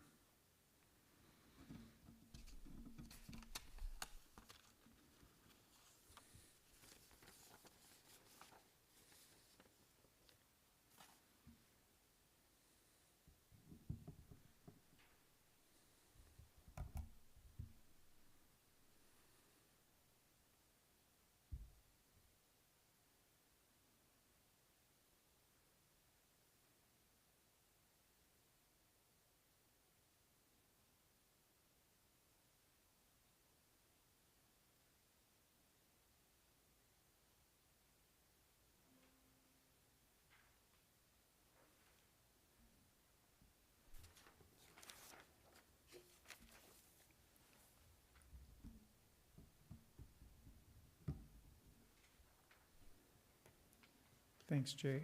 Yeah. I don't think we're going to, really, we should not do any wordsmithing at this point. Well, Even though charming is a lovely word. We were just asked for it, and I actually have a few things I'd change. And Lauren, too? Dares she, too? I don't know, we were just named the best, weren't we like the best school for athletics? So That would be one of my ads. Okay. And CTE. That would also be one of my ads. Despite And being in a STEAM, desert. and something about our recent bond and investment in STEAM, I think is very good. I would flip paragraph 3 and paragraph 2 because I think the differentiating factor in our school district is exactly what is being modeled in paragraph 2. So if you're looking to pull someone in, you should pull them in with that. Not we're 45 miles west of Detroit. I would just flip them. I think it's important for a commute kind of perspective, but it should be about the district. So athletics, STEAM, CTE, and then flipping paragraphs 2 and 3 are what I saw. Okay, done. Okay. Sorry, paragraph 2 harkens me back to my real estate days. Do we even need paragraph 2? Yeah, because it gives people Yeah, I think so, because it might give people an idea of drive and how long it, you know what I mean, it would be if they were looking in the downriver area or in a, do you know what I'm saying? It might give them some feel on that piece of it from a quality of life standpoint. Sure. Okay. Well, Well, if I that's mean, the case, you know- maybe a shout out to the University of Michigan and Eastern, really, Yeah. like between two major universities, I don't know. Yep. I think Sorry, that's a good Brad. point. But there's nothing about us being right by the University of Michigan, which is like the premier university in the state of Michigan. I'm Sorry. glad I live where I Out live. there. Or perhaps more expansively. No, I think that's a good point because a lot of people that live in Saline are connected with Eastern Sure. and connected with Washtenaw Community College, connected with the University of Michigan. I think it's a good point. Maybe folks would want to move here because they have a child at one of those schools, et cetera. So I think it's a good selling feature. Done. All right. Anything else? All right, I will add a couple comments based on those, and I will get that up and running. So speaking of getting that up and running, so when I post it, I'll post it in 2 places right off the top. I'll post it to my staff, which is the website that every education job in the state of Michigan is posted on. That is free of charge. I will post it to our application system, Revelis, which will then automatically post to the other states that use Revelis. Nice enough for you, Ohio, Indiana, Wisconsin, Minnesota, all use it, and so it kind of does a nice job of blanketing the Midwest. And then it'll go as far as Florida and Alaska, and if we start to see applicants from Alaska, I have a pretty good idea of how they found it. I would recommend, above and beyond those 2, which are at no cost to you, I would recommend 2 additional posting places, both which will come with an additional cost, although fairly reasonable. For around $275 each, I would suggest that we look at I think they're 30 or 45-day postings to the job boards for the National Association of Black School Educators and the Association for Latino Administrators. So those are 2 national organizations that host job boards that we have seen a pretty good return on for as far as applications, from those 2 spaces. That's an issue that's come up in the past, in previous search, and is always welcomed. Yeah. So any issues with using those 2 job boards, and like I said, an additional, and I'll let you know exactly how much it's going to cost, but last I checked, I think it's around $275 or so for each of those. Above and beyond that, we can consider something like Top School Jobs, which is a nationwide posting for school jobs. That one is a little bit more pricey, right around $475 to $500. We've not seen a great amount of return on those. National Association for Administrators, so basically your Superintendent's Association at the national level, they host a job board as well, similar cost, but again, not seeing a lot of return on investment, for those. We just don't get a lot of applications from either of those 2 sites. We have, as I said, seen some applications come in from the other 2 that I mentioned. So unless you really want to go with one of those big national publications, I think that if you stick with local, the state one, Revelis, which is going to get it out nationally to some extent, and then those other 2 job boards, I think you're going to cover pretty much what you're looking for. If you want to go with the other ones, we can definitely do that. But like I said, it's going to cost you probably another $1,000, and I just don't know that you're going to see the applications come in from those.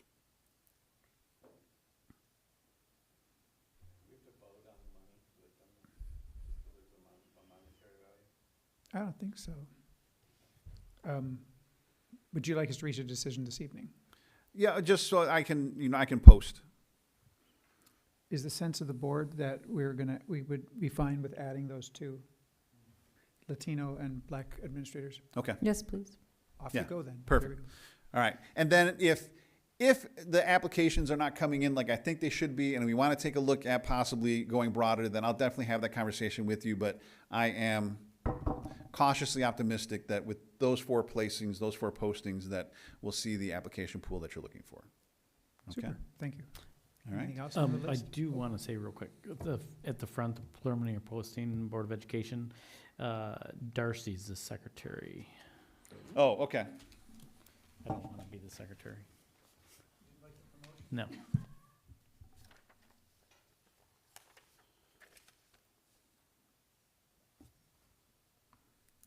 All right. So Darcy is secretary. And then Tim, you're just a trustee? Okay. Just a trustee. Did you want to throw in some doctorates in there to make it sound like we're really snooty? I mean, that's completely up to you. If you'd like to add titles, that's fine, but I will make that adjustment as well. This is fine. Okay, so just to recap quickly. Next steps. I will work with the district, with your team to finalize additional 2 dates, make sure we hit all the groups that we talked about tonight. So we'll get that squared away. We'll get the survey out to, Michael should have that now so he can get it out to the rest of you. Fantastic. So please, as soon as you can, take a look at that and then propose some open-ended questions. I'd caution you to limit it. Let's not get it too crazy out there. I will get those added, and then we can get the survey out there as well, okay? I will refine the preliminary posting here. I will get it posted probably tomorrow. And then once I have it posted, I will send all of you an email with a link to the posting so you can get in there, you can see what it looks like. I will send it to those 2 sites that we talked about. And I will just, when I get the press releases for the community meetings and for the other meetings, I will copy you on those as well. As we go through this process, I will be, generally emailing you on pretty close to a weekly basis, a bi-weekly basis, to kind of let you know what's going on. As the applications start to come in, there'll be kind of a quiet period there as I'm just kind of, doing my research and collecting applications and whatnot. So there won't be a lot to report back out to you. So if you're not hearing anything and you're getting nervous, feel free to just reach out and say, hey, Jay, what's going on, right? But I will do my best to kind of, keep you in the loop as to what's going on. Any questions or concerns at any time during this process, please feel free to give me a call or shoot me an email or shoot me a text. However you want to reach out to me, that's fine. And I'll be more than happy to talk to you and answer any questions that you've got. I will say that a vast majority of these applicants will wait until the selection criteria has been added before they actually submit. And that means that's usually a week or 2 before the posting closes. And I will get a number of applications the weekend before that Tuesday that it closes, and the Monday before the Tuesday that it closes, and the Tuesday before 4 o'clock on the day that it closes. So a lot of those applications will come in late. So if you ask me for numbers, I may not tell you just because I don't want to scare you off, but early numbers will just not be there, but they'll start to come in as we get closer to the closing date for sure. Okay? Well, I'd like to thank you. The community would like to thank you for being diligent and making sure everyone's voice is heard in Absolutely. this process. And we appreciate it. Yeah, absolutely. Anything else I can do for you tonight? Thank you. All right, Great. thank you. I'd like to entertain a motion to enter into closed session of the Board of Education at 9:55 p.m. for the purposes of considering a confidential attorney-client communication pursuant to Section 8H of the Open Meeting Act. Joining us tonight will be Carol Diglio, Jackie Martin, and Attorney John Cava. This requires a 2/3 roll call vote, so I'm just going to go down the list and say aye or nay. Austin? Aye. Berwick? Gerby? Gold? McVeigh says aye. Steven? Aye. Tazitas? Aye. Or Tazitas? Tizities. Close enough Tizities. there. Oh my gosh. And one of these days. Thank you very much. One of these days. We will adjourn now without, what's the motion? Do we have a motion? Thank you, Jay. Do we have a motion? We hope to open at some later time. There will be no action afterwards, and we hope to return to open session by, I'm going to be optimistically say 10 after 10. I'm very optimistic. No, I think it's going to be at 10 after 10. So do I have a motion, please? It. Was that Tim? I'll support it. Tim and Stebbins, no, you didn't. Tim and Jennifer Stebbins, so all in favor, please say, you already said aye. Oh. Thank you. Thank you very much. Ben, thank you.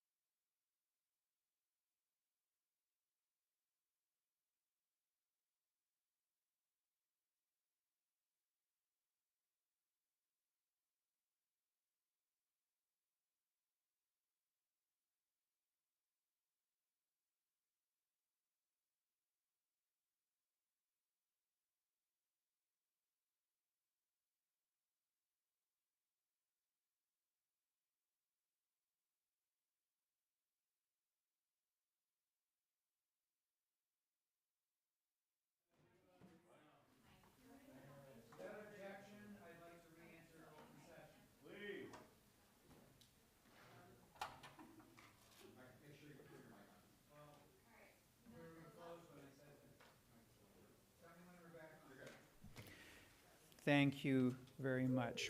I'd like to entertain a motion to adjourn the regular Board of Education meeting of February 11th, 2025 at 11:05 p.m. So moved. Gerby moved. Seconded, Tizides. Tizides moved. Are there any opposed? Thank you very much.